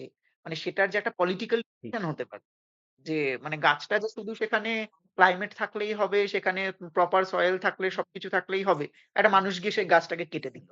তো তাহলে তো না, না। সেটা থাকতে পারল না। তো মানে ইট ইস মাচ মোর রিয়াল যে মানে পলিটিক্যালিও কেন মানে ইকোলজি কিভাবে পলিটিক্স এর দ্বারা হচ্ছে হুম, এফেক্ট হচ্ছে। তো এই সবটা বুঝে তখন ল্যান্ডস্কেপ ইকোলজি হুম, খুব ভাল লাগতো তখন। তো ইটস ভেরি ইন্টারেস্টিং। মানে এখানে এটাকে হচ্ছে সেই আমি কাইন্ড অফ বলতে পারো যে মানে জিওগ্রাফিরই একটা হচ্ছে মানে ভার্সন মানে একটা আপগ্রেডেড ভার্সন মনে হচ্ছে। অন্যান্য যেকোনো ব্রাঞ্চে আমি গিয়ে দেখতাম যে কোনো না কোনো একটা না, জিনিস মিসিং আছে। মরফোলজির ক্ষেত্রে হচ্ছে আমরা খুব বেশি হিউম্যান হুম, অ্যাপ্লিকেশন এর কথা বলি না। ক্লাইমেট এর ক্ষেত্রেও হচ্ছে অন্যরকম ব্যাপার থাকে। তো এখানে এসে দেখলাম যে মানে এখানে হচ্ছে ইকুয়াল প্লেস পায়। মানে পলিটিক্স এর যতটা ইম্পোর্টেন্স রয়েছে, ততটা ইম্পোর্টেন্স রয়েছে হচ্ছে ইয়েতে তোমার হচ্ছে ফিজিক্স এর যে হচ্ছে হুম, ফর্মুলাস হুম, গুলো হচ্ছে আমাদের হুম, করতে হতো ততটাই বেশি আমরা ম্যাথমেটিক্স করছি, ততটাই এথনোবোটানি নিয়ে ভাবছি। তো মানে ওই কানেকশন বিল্ডিং এর জায়গাটা বিশেষ করে ইকোলজিক্যাল মানে প্রসেস গুলো নিয়ে। তো ওইটা হচ্ছে আমার খুব ভালো লেগেছিল। ফলে মানে তারপর আরকি ইকোলজিতে আসার কথাটা মানে ল্যান্ডস্কেপ ইকোলজির ব্যাপারটা বেশি করে মানে কি বলবো হিট করে আরকি। কত ভালো। তাহলে একটা কনফ্লিক্ট কথা জিজ্ঞেস করাই যাক। তাহলে হ্যাঁ, বলো। লোকে এখন অনেকের ইয়ে থাকে, কেউ পিএইচডি করতে চায়, কেউ পিএইচডি করতে চায় না। কেউ বলে যে পিএইচডি করে আমি আবার ৫ বছরের জন্য এক জায়গায় আবদ্ধ হয়ে যাবো। বা তারপর অনেকে কেউ ভাবলো যে পোস্ট ডক করবে। বা পিএইচডি করেও অনেকের মাথায় ভাবনা চিন্তা আসে যে এখন যা চাকরির অবস্থা, আমরা অ্যাসিস্ট্যান্ট প্রফেসর বা কোন প্রফেসর এখন রিক্রুট তো সব জায়গায় কম, সে দেশ বলি আর যে কোনো রাজ্য বলি। তো লোকে সেই অনুযায়ী পিএইচডি করেও না, আবার অনেকে নর্মাল ইউজিসি নেট বা সিএসআর নেট ক্র্যাক না করে শুধু আইআইটির ইয়েতে পিএইচডি করা প্রেফার করে। তো তুমি অ্যাজ এ পিএইচডি তুমি করছো, পিএইচডি স্কলার হিসেবে তোমার কি মত? যে প্রথম ফার্স্ট পয়েন্ট হচ্ছে যে দেখো তোমার কোনো যে আইআইটি থেকে পিএইচডি করা ভালো না ইউনিভার্সিটি থেকে পিএইচডি করা ভালো? সেকেন্ড পয়েন্ট হচ্ছে যে পিএইচডির এখন বর্তমান কি মানে তোমার হিসাবে কি বলা যায়? যে যদি কেউ ভাবে যে সে পিএইচডি নিয়ে নেবে। ব্যাস ২ টো কোয়েশ্চেন, ২ টো আমি আলাদা, আলাদা হুম, ভাবে আনসার করছি। ১ম যেটা পয়েন্ট যে আইআইটি থেকে পিএইচডি করবে না হুম, ইউনিভার্সিটি থেকে পিএইচডি করবে। এইটা সম্পূর্ণভাবে হচ্ছে সাবজেক্ট আচ্ছা, ডিপেন্ডেন্ট। এখানে আরো একটা টাইপ অফ ইনস্টিটিউট আসে সেটা হুম, হচ্ছে রিসার্চ ইনস্টিটিউট। মানে হ্যাঁ, যেকোনো আইজার বা ঠিক, যেকোনো রিসার্চ ইনস্টিটিউট আইআইআরএস বলো সেটা হচ্ছে আমাদের অন্যান্য যেকোনো তোমার ইয়ে যদি বলো হুম, আইআইএসটি বলো বা তোমার হুম, এনআইও বলো হুম, গোয়াতে যেটা আছে। তো these are also very good options. এবার এইটা হচ্ছে তুমি চুজ করবে কিসের বেসিসে? You have to have some objective যে আমি পিএইচডি হুম, কেন করছি? আর আমার পিএইচডির হুম, সাবজেক্টটা কি? যদি তোমার সাবজেক্ট হয় হচ্ছে এরকম যে সাবজেক্ট গুলোর জন্য হচ্ছে মানে যে সাবজেক্টের ডিপার্টমেন্ট গুলো আইআইটি হুম, তে খুব strong, then you always prefer surely you okay, go for IIT. For example হচ্ছে তুমি যদি এখন হচ্ছে সিএসসি তে তুমি হ্যাঁ। পিএইচডি করতে চাও। হুম, হুম, হুম। অবভিয়াসলি আইআইটি অবশ্যই, বেটার অবশ্যই, যেকোনো অবশ্যই, অবশ্যই। ইউনিভার্সিটি। এবার তুমি যদি বলো যে হুম। জিওগ্রাফি হচ্ছে না। কোনো আইআইটিতে নেই। তুমি যদি আইআইটি তে পিএইচডি করতে চাও তাহলে হচ্ছে তোমাকে ৩-৪ টে সাবজেক্ট আছে যেগুলোর মধ্যে চুজ করতে হবে। তোমার অপশন হচ্ছে আ ২ টো। একটা হচ্ছে মানে আমার বলতে কোনো লজ্জা নেই। এটা controversial but I will say that সেটা হচ্ছে ২ টো অপশন আইআইটি তে ঢোকার। একটা হুম। হচ্ছে থ্রু গেট। গেটটা তো আগে ছিল না। গেটের হচ্ছে ৩ টে সাবজেক্ট হয় জিওগ্রাফির ছেলেমেয়েদের জন্য। আ এবার জেনারেল জিওগ্রাফি যারা তারা হচ্ছে ২ টো সাবজেক্টে অ্যাপিয়ার করতে পারে। একটা হচ্ছে হুম। জিওমেটিক্স ইঞ্জিনিয়ারিং যেটা বেসিক্যালি জিআইএস অ্যান্ড সার্ভেইং এগুলোর উপর তার সিলেবাসটা হয়। সেটা আমিও অ্যাপিয়ার করেছিলাম। তারপর হচ্ছে আম আরেকটা হচ্ছে সাবজেক্ট হয় যেটা হচ্ছে জেনারেল জিওগ্রাফির লোকজন দিতে পারে। সেটা হচ্ছে আর্কিটেকচার অ্যান্ড প্ল্যানিং। পেপার 2 টা যদি হচ্ছে সিলেক্ট করো তো you can go for that। আর ৩ নম্বর যেটা সেটা হচ্ছে স্পেসিফিক্যালি যাদের ইকোলজি স্পেশালাইজেশন থাকে তারাই শুধু অ্যাপিয়ার করতে পারে। ইকোলজি বা এনভায়রনমেন্ট কোন কিছু যদি তাদের স্পেশালাইজেশন থাকে সেটা হচ্ছে ইকোলজি হুম। And evolution.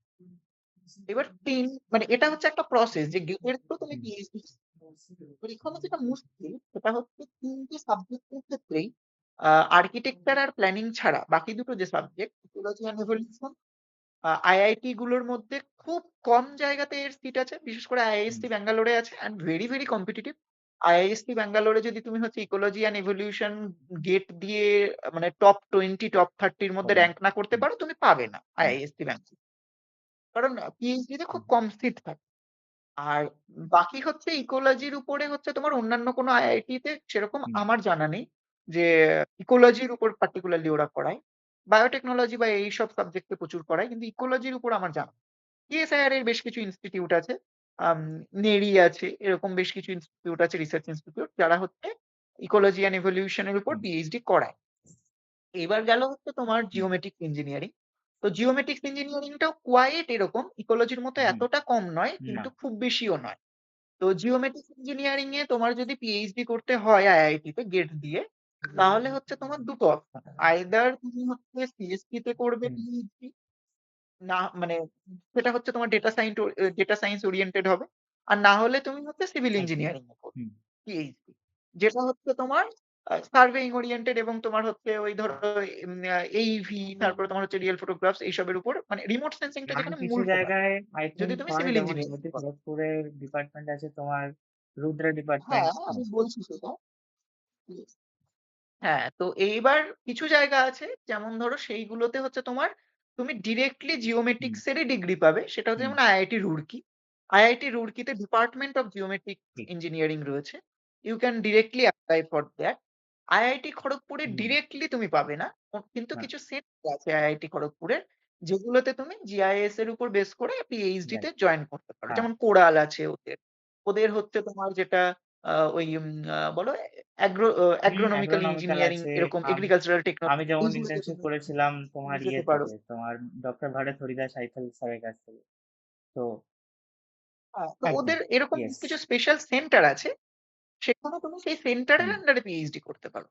এবার আরেকটা যেটা প্রসেস মানে আরেকটা যেটা বলছিলাম যে আর্কিটেকচার অ্যান্ড প্ল্যানিং এখানে মুশকিল যেটা হয়ে যায় যে তুমি তো দিয়ে নিলে কিন্তু মোস্ট অফ দ্যা আইআইটির যে ইয়েটা থাকে তোমার হচ্ছে যে কি বলবো মানে দৃষ্টিভঙ্গিটা থাকে বা তাদের যে আম মানে আ কি বলবো আমি? মানে তাদের যে ডাইমেনশন এ তারা আর্কিটেকচার অ্যান্ড প্ল্যানিং টা করে সেটা অনেক হুম। বেশি টেকনিক্যাল। এবার architecture and planning A hmm. Geography থেকে যারা যাচ্ছে তারা মূলত হুম। হুম। প্ল্যানিং এর জন্য যায়, যাদের প্ল্যানিং এর ইয়ে রয়েছে। এবার প্ল্যানিং এ করাটা আইআইটি গুলোতে খুব কম জায়গাতে প্ল্যানিং এর উপর ফোকাস হয়। হুম। যেমন আইআইটি বম্বেতে হয়। প্ল্যানিং এর উপর ফোকাস করা হয়।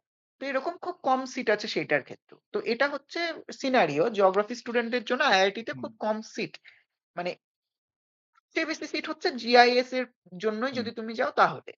এবার এবার যেটা আসে second way of entering IIT এটা হয়তো কেউ মানতে চাইবে না কিন্তু আমি অন ক্যামেরা বলছি এটা হয়। সেটা হচ্ছে through your hmm. Connections you are going there. তুমি কাউকে চেনো, তোমার সঙ্গে তার নেটওয়ার্কিং হয়েছে, সে তোমাকে বলেছে যে হ্যাঁ, আমি নেব এবং তিনি তোমাকে হচ্ছে তুমি যাই তোমার হুম। এলিজিবিলিটি থাকুক না থাকুক, আ জেআরএফ থাকুক না থাকুক উনি তোমাকে ঢুকিয়ে নেবে। এবার পয়েন্ট হচ্ছে এটা করে কোনো লাভ নেই। অনেকে ভাবে যে হচ্ছে আইআইটি মানে আইআইটি ট্যাগ পেলে পারে আমি হয়তো কোনো ঠিক। এক্সট্রা বেনিফিট পাবো। It may be true hmm. For other subject probably হয়তো জিআইএস এর জন্যও এটা ট্রু যদি তুমি কোনো জিআইএস ডিপার্টমেন্টে হুম, একাডেমিক্সিয়ান হিসেবে জয়েন করো। কিন্তু when it comes to hmm, geography pure ওয়েতে হুম, এটার কোনো ভ্যালু নেই। মানে আইআইটির ট্যাগ তোমার খুব ভালো কিছু হচ্ছে তোমাকে মানে এক্সট্রা বেনিফিট হুম, হচ্ছে দিতে পারে হুম, না জিওগ্রাফির জন্য। যারা জিওগ্রাফিতে থাকতে চায় তাদের জন্য। ফর এক্সাম্পল আমি যদি বলি যে আমি আম আন্না ইউনিভার্সিটি থেকে হচ্ছে জিওগ্রাফিতে হচ্ছে আমি পিএইচডি করেছি। তার ভ্যালু ইস ফার রাইট, মোর রাইট, দ্যান হচ্ছে আইআইটি অবভিয়াসলি। খড়গপুর। বা আমি যদি বলি যে আমি জেএনইউ থেকে আমি হচ্ছে সোশ্যাল পিএইচডি জিওগ্রাফিতে করেছি। আ ইয়ে হুম, করেছি পিএইচডি করেছি। তার ভ্যালু অনেক বেশি আমার আইআইটি খড়গপুরের হিউম্যানিটিজ ইয়েস, ডিপার্টমেন্ট থেকে রাইট, জিওগ্রাফিতে রাইট। পিএইচডি করার থেকে। This is the hmm, scenario for geography মানে আ ডোন্ট হ্যাঁ, কনফিউজ উইথ জিআইএস। জিআইএস এর হুম, ক্ষেত্রে সিনারিওটা উল্টো। কারণ এটা হচ্ছে একটা টেকনিক্যাল মানে তুমি যদি জিআইএস এর কোনো ডিপার্টমেন্টে যাও সেখানে তুমি আইআইটির হচ্ছে হুম, ট্যাগের বেনিফিট পাবে। কিন্তু জিওগ্রাফিতে পার্টিকুলারলি এটা পাবেন। এইবার আসি হচ্ছে ইউনিভার্সিটি যেটা বললাম যে কারণ ইউনিভার্সিটি গুলো ফোকাস হচ্ছে তোমার জিওগ্রাফির উপর। এবার তুমি যদি স্পেসিফিক ক্ষেত্রে যেতে চাও যে ধরো তুমি হুম, ইকোলজি নিয়েই এগোবে হুম, পরে তোমার লাইফ। তুমি জিও ইকোলজি নিয়ে বা বায়োজিওগ্রাফি নিয়েই এগোবে। হুম, তুমি জিওগ্রাফিতে ফিরবে না।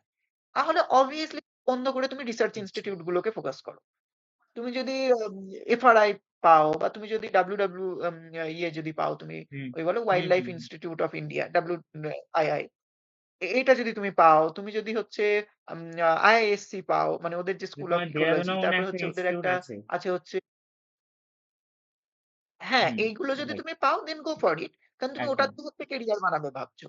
আর ধরো তুমি ওশেনোগ্রাফি নিয়ে এগোবে ভাবছো, হুম, দেন তুমি হচ্ছে এনআইও তে যাও। দ্যাট ইস হচ্ছে বেস্ট অপশন। কিন্তু যদি তুমি জেনারেলি জিওগ্রাফিতে থাকতে চাও, দেন বেশ। Universities are the best options. যদি তুমি স্পেশালাইজড ব্রাঞ্চ নিয়ে এগোতে চাও, then research hmm, institute are the best option. আর যদি তুমি টেকনিক্যাল জায়গা, ফর এক্সাম্পল হচ্ছে হুম, জিআইএস হুম, বা রিমোট সেন্সিং এ হুম, যাও, then you go for IIT. Then it is valid. এইবার আসি হচ্ছে হ্যাঁ, পিএইচডির current scenario. Hmm, this is bad, really bad. PhD scenario. Job is the most important thing we need. এবং মানে তুমি যদি হচ্ছে জব ওরিয়েন্টেড মানে তোমার যদি হচ্ছে এই ক্লারিটিটা থাকে মানে এখন কি হয় মানে পিএইচডি করতে ৩ রকমের লোকজন আসে এখন পার্টিকুলারলি। মানে একটা টাইপ অফ লোকজনের মাইন্ডসেট থাকে যে হচ্ছে তারা ১ম থেকে গ্র্যাজুয়েশন থেকে তারা ভেবেছে আমি রিসার্চ করব। রিসার্চটা হচ্ছে আমার প্যাশন।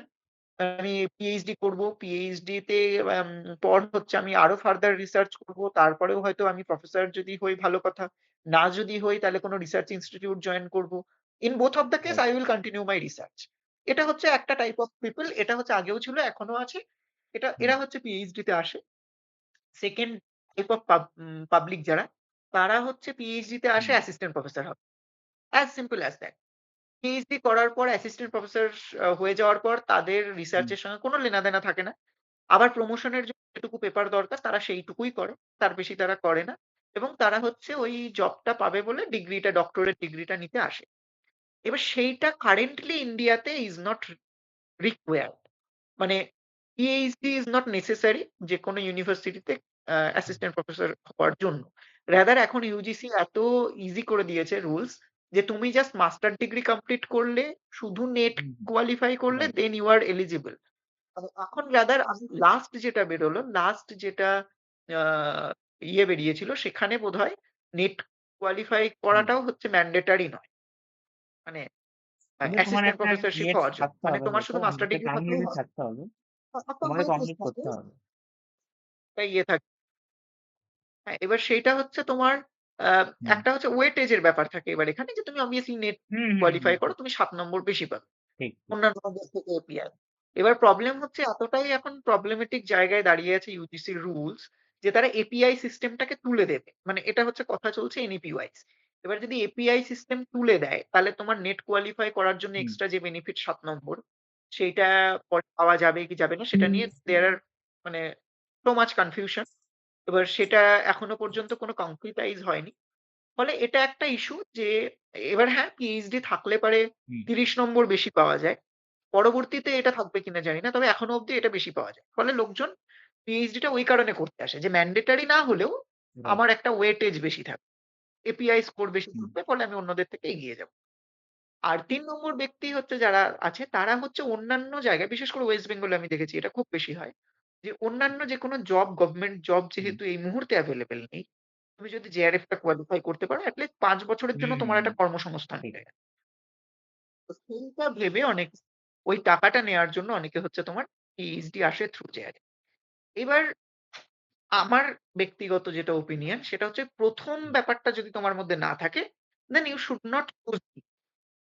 কারণ পিএইচডি হচ্ছে একটা খুব অবশ্যই। Frustrating journey.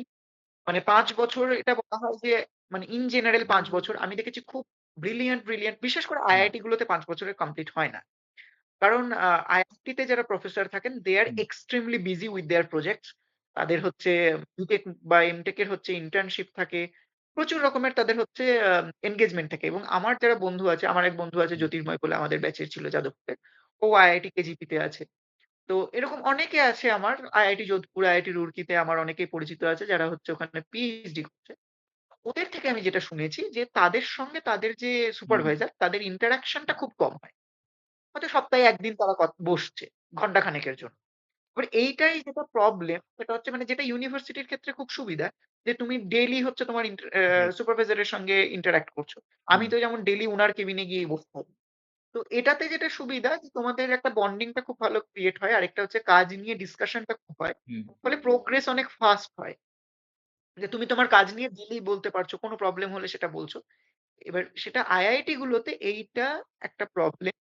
ফলে সেখানে ইন্টারেকশনটা যেহেতু কম হয়, আমি এরকম অনেকের দেখেছি যে তাদের ২ বছর ৩ বছর হয়ে যাওয়ার পর হয়তো ১ম পাবলিকেশন হচ্ছে। রাইট। অনেকের এসআরএফ হতে দেরি হচ্ছে।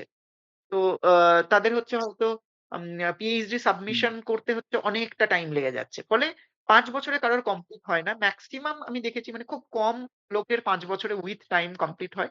মেক্সিমাম লোকের হচ্ছে ইন জেনারেল ৬ বছর ৭ বছর চলে যায়। ৬ বছরটা তুমি হুম, ধরে নাও মানে ইন জেনারেল ট্রেন। এবার তারপর তোমার যদি বেশি যায় তোমার মিসহ্যাপেন যদি হয়, তো খুব রেয়ার কেসে তুমি ৫ বছরের মধ্যে শেষ করবে। ফলে তোমার একটা অনেকটা টাইম চলে যাচ্ছে।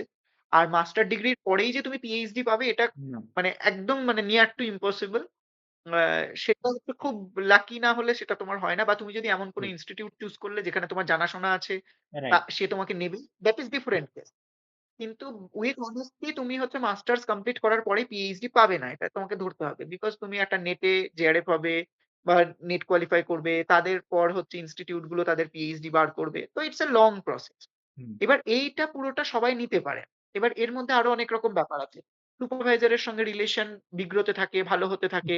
মানে এটা একটা রোলার কোস্টার জার্নির মতো। এবার অনেকেই থাকে, হুম, অনেক হুম, হুম। সুপারভাইজার থাকে দে আর ভেরি ইগোইস্টিক। হ্যাঁ, অবশ্যই। মানে এগুলো হচ্ছে ডার্ক সাইড অফ আবার অনেক হচ্ছে সুপারভাইজার থাকে মানে হুম, তারা হচ্ছে তাদের মোরাল এথিক্স টা রাখে না।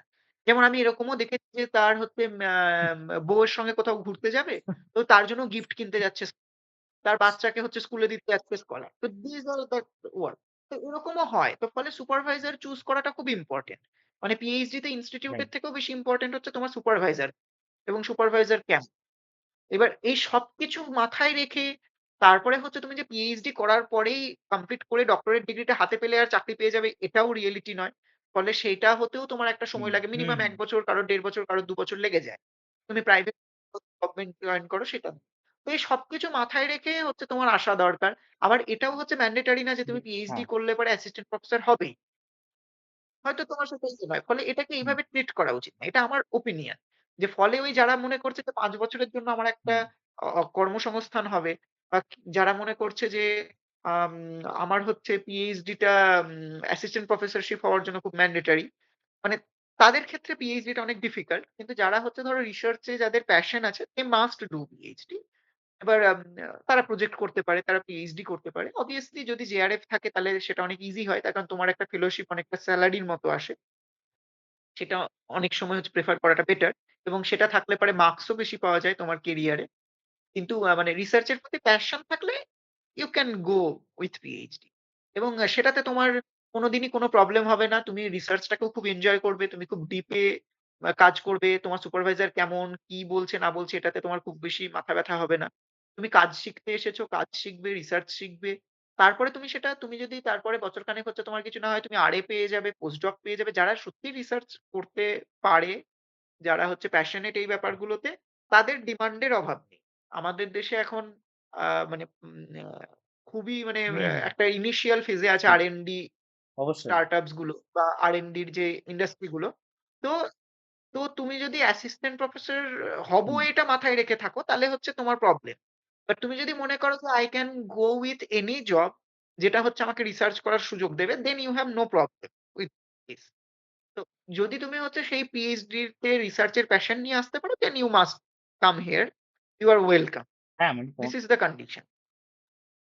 তো তোমার এটা পারসন সবকিছুতে টু তোমার যদি পারসন প্যাশন সব জায়গাতেই থাকে। তুমি এখন সে ভূগোল নিয়ে পড়ো, ইতিহাস নিয়ে পড়ো, আর কেমিস্ট্রি নিয়ে পড়ো, ফিজিক্স নিয়ে পড়ো, তোমার প্যাশন থাকলে তুমি যে কোনো জায়গাতেই, তোমার এখন জব যদি ভালো লাগে তুমি থোড়াই তোমার কোম্পানি চেঞ্জ করবে না। তুমি একই কোম্পানিতে 10 বছর থেকে যাবে। আর তোমার রিসার্চ ভালো লাগলে তুমি রিসার্চেই থেকে যাবে। তো এই হচ্ছে ঘটনা। তাহলে এখন তো মোটামুটি দেখছি, মানে ধরো আমি রিসেন্টলি পাস আউট হলাম। এখন রিসেন্টলি পাস আউট হয়ে এক ভাইস্তো বলে যে তোমার পিএইচডি দিকে যাও, এদিকে আমিও এখানে ইয়েতে ঢুকে পড়েছি। তো ওই জন্য অনেক কিছু মাথায় ঢোকে, এবং এই খোঁজাখুঁজির সময় একটা দেখলাম যে লোকে অনেক কিছু, অনেকে বলছে পার্ট টাইম পিএইচডি। এই পার্ট টাইম পিএইচডি জিনিসটি কি? এটার জন্য কি আমাদের কোনো এক্সট্রা পরীক্ষা হয়, না নেট সেট কোয়ালিফাই করতে হয়? না, তোমাকে করতেই হবে। মানে উইথআউট হ্যাঁ, নেট কোয়ালিফিকেশন তুমি পিএইচডি করতে পারবে না। হুম, এটা লাস্ট বছর রেগুলেশন বেরিয়েছিল। তবে আচ্ছা, প্রবাবলি এটাকে কোর্টে চ্যালেঞ্জ করেছে অনেক ইউনিভার্সিটি। ওকে, তো এটা এখন আপহোল্ড এ আছে। তো যেটাই হুম, হোক না কেন মানে তোমাকে কোনো না কোনো এক্সাম একটা দিতেই হবে। তুমি পার্ট টাইম করো, ফুল টাইম করো, তোমাকে ইউনিভার্সিটি এন্ট্রান্স বা হুম, ইন্টারভিউ বা নেট কিছু একটা দিতে হবে। তো সেইটা দিয়ে বা গেট যেখানে যেটা রিকোয়ার্ড, তো সেইটা দিয়ে তোমাকে আরকি জয়েন করতে হবে। এবার পার্ট টাইম ব্যাপারটা হচ্ছে কি না পার্ট টাইম এর ক্ষেত্রে হুম, হুম, আ ১ মিনিট হ্যাঁ। তো পার্ট টাইম এর ক্ষেত্রে যেটা তোমার হচ্ছে ব্যাপার যে তুমি হয়তো কোনো একটা চাকরি করছো বা কোনো কলেজে পড়াচ্ছ। তার সঙ্গে তুমি পিএইচডি করছো। তোমাকে ডেইলি ডিপার্টমেন্টে আসতে হচ্ছে না। ডেইলি জয়েন করতে হচ্ছে না। This is the concept of part time PhD. Course ওয়ার্কটা তোমাকে করতেই হবে। তুমি যেখানেই চাকরি করো, যাই করো। এবার একেকটা ইনস্টিটিউটে ১ টা সেমিস্টার হয়, কোনো ইনস্টিটিউটে ২ টো সেমিস্টার হয়। আইআইটি গুলোতে ৩ টে করে সেমিস্টার থাকে কোর্স ওয়ার্ক এর। তো এবার এটা ইনস্টিটিউট ওয়াইজ ভ্যারি করে। তো কোর্স ওয়ার্কটা করার পর তোমাকে আর থাকতে হয় না পার্ট টাইম। আর ফুল টাইম মানে হচ্ছে তোমার পিএইচডি যতক্ষণ না শেষ হচ্ছে তোমাকে ইনস্টিটিউটে থাকতে হবে। সেখানে ল্যাব ওয়ার্ক করতে হবে। তোমার যদি ল্যাব বেসড সাবজেক্ট হয়। তোমার যদি কম্পিউটার ওরিয়েন্টেড হচ্ছে তোমার কাজ হয় তাহলে তোমাকে কম্পিউটার ল্যাবে বসতে হবে। তোমার যদি ফিল্ড বেসড হয় তোমাকে ফিল্ডে যেতে হবে। তো ইটস ডিপেন্ডস অন দ্যা আচ্ছা। সাবজেক্ট। আর you can do part time. অনেকেই পার্ট টাইম করে। যারা চাকরিটাকে প্রেফার করে তারা আগে চাকরি পায়। চাকরি তাদের সিকিউর করার পর তারা এবার তাদের পিএইচডি করার ইচ্ছে আছে। দে আর কামিং টু পিএইচডি। বা অনেকে চাকরি পাওয়ার পর প্রমোশন এর জন্য এখানে পিএইচডি তোমার করতে কোনো আসে তারা ফেলোশিপ পার্ট কেউ টাইম হয় না, করে। ওটাই। যাই না, করো পুরোটাই পার্ট টাইম সেলফ এ কোনো ফেলোশিপ নেই। ফাইন্যান্স। ওকে, পুরোটাই সেলফ স্পন্সরড। ওকে। এই ইয়ে তাহলে আবার কবে আসবা, বাড়ি কবে ফিরছো? জুলাইতে? বাড়িতে তো জুলাই মাসে যাব। আমাদের তো জুলাইয়ে একটা বর্ষার ছুটি পড়ে অল্প হুম, দিনের। আর না তাহলে একটা তো পরে হচ্ছে শীতের ছুটি। ভালো। তাহলে এখানে তুমি যে ইয়ে করছো, তোমার কি বলে যে পিএইচডি যেটা হচ্ছে, এবার এখানে তো জিআইএস রিমোট সেন্সিং তুমি ইউজ করছো, তো ভীষণ ভাবে, তো তার জন্য স্পেসিফিক ডেট। ভীষণভাবে। তো আমার আসলে মিক্স মেথড। আমার হুম, আসলে মিক্স হুম, মেথড। আমার ল্যাবরেটরি এক্সপেরিমেন্ট হচ্ছে খুব ইম্পোর্টেন্ট। জিআইএস ও খুব ইম্পোর্টেন্ট। আবার তার সঙ্গে হচ্ছে আমার মানে যেমন হিউম্যান আচ্ছা। জিওগ্রাফিতে লোকজন করে আমার তো এখানে কোয়েশ্চেনিয়ার তুমি সার্ভেও হচ্ছে ইম্পোর্টেন্ট। কি ধরনের ডেটা ইউজ করছো, এটা যদি বলতে পারো, আর তার থেকে বড় কথা ডেটা কোথা থেকে নিচ্ছ? আর যেমন পার্টিকুলারলি আমি যদি জিআইএস এর অ্যাসপেক্ট হ্যাঁ, আমি যদি জিআইএস এর অ্যাসপেক্ট থেকে দেখি, তাহলে তো হচ্ছে অবভিয়াসলি আমার আ যেগুলো হচ্ছে হাই রেজোলিউশন স্যাটেলাইট হুম, ইমেজ বিশেষ করে হচ্ছে হুম, তোমার সেন্টিনেল সিরিজ যেটা, ওটা তো হচ্ছে আমি ইউজ করি। এবার সেইটার হচ্ছে খুব বেশি ইউজ আমার নেই। আমার মূলত হচ্ছে বেশি হুম, ইউজ যেটা সেকেন্ডারি ডেটার ক্ষেত্রে সেটা হচ্ছে ক্লাইমেটিক ডেটা। এবার ক্লাইমেটিক ডেটা হচ্ছে তোমার পাবলিকলি এভেইলেবল হচ্ছে আছে ওয়ার্ল্ড ক্লিমে থাকে। তারপরে তোমার হচ্ছে ইয়ের কাছে থাকে, এফএও র থাকে। তুমি যদি আম আ সারফেস টেম্পারেচার হুম, দেখতে চাও সেটা তুমি যেকোনো রকম হুম। স্যাটেলাইট ডেটা থেকেও তুলতে পারো। You know it better. তো এইটা হচ্ছে আমার মানে সেকেন্ডারি ডেটা সোর্স। বাকিটা হচ্ছে আমার বায়োটিক ডেটা থেকে শুরু করে সয়েল এর ডেটা এগুলো তো আমাকে আচ্ছা, প্রাইমারি কোনো ফিল্ড এ গিয়ে স্পেসিফিক তুলতে কোনো হচ্ছে। ওয়েবসাইট এরকম কিছু ব্যবহার করছো না এখন? দিস ইস না, স্পেসিফিক ওয়েবসাইট বলতে তোমার ওয়ার্ল্ড হুম, ক্লিম যেটা ক্লাইমেট ডেটা এক্সট্রাকশন এর জন্য আমি ইউজ করি। আর তোমার কোপারনিকাস সেন্টিনেল ডেটা এক্সট্রাকশন। এবার ডেটার থেকে মানে আমার ক্ষেত্রে রিমোট সেন্সিং এর হুম, যতটা ইমপ্লিকেশন তার থেকে জিআইএস এর ইমপ্লিকেশন বেশি। ফলে আমার ডেটা বলতে তো তোমার শুধু হচ্ছে স্যাটেলাইট ইমেজ আমি ইউজ হুম, করছি hmm, just to have land use land cover এর একটা ইয়ে। সেটা হচ্ছে একটা পেতে আর হচ্ছে তোমার যেটা হুম, এলএসটি যেটা হয় ল্যান্ড সারফেস টেম্পারেচার। এই দুটো হচ্ছে আমার স্যাটেলাইট ইমেজ থেকে রিকোয়ার্ড। আর তার সঙ্গে হচ্ছে আমার ক্লাইমেটিক যে ডেটা গুলো সেখানেও আমাকে সেটাকে ভীষণভাবে প্রসেস করে বায়োক্লাইমেটিক এ কনভার্ট করতে হচ্ছে। কিন্তু ডেটাটা হচ্ছে আমি পেয়ে যাচ্ছি তোমার ওয়ার্ল্ড ক্লিম থেকে।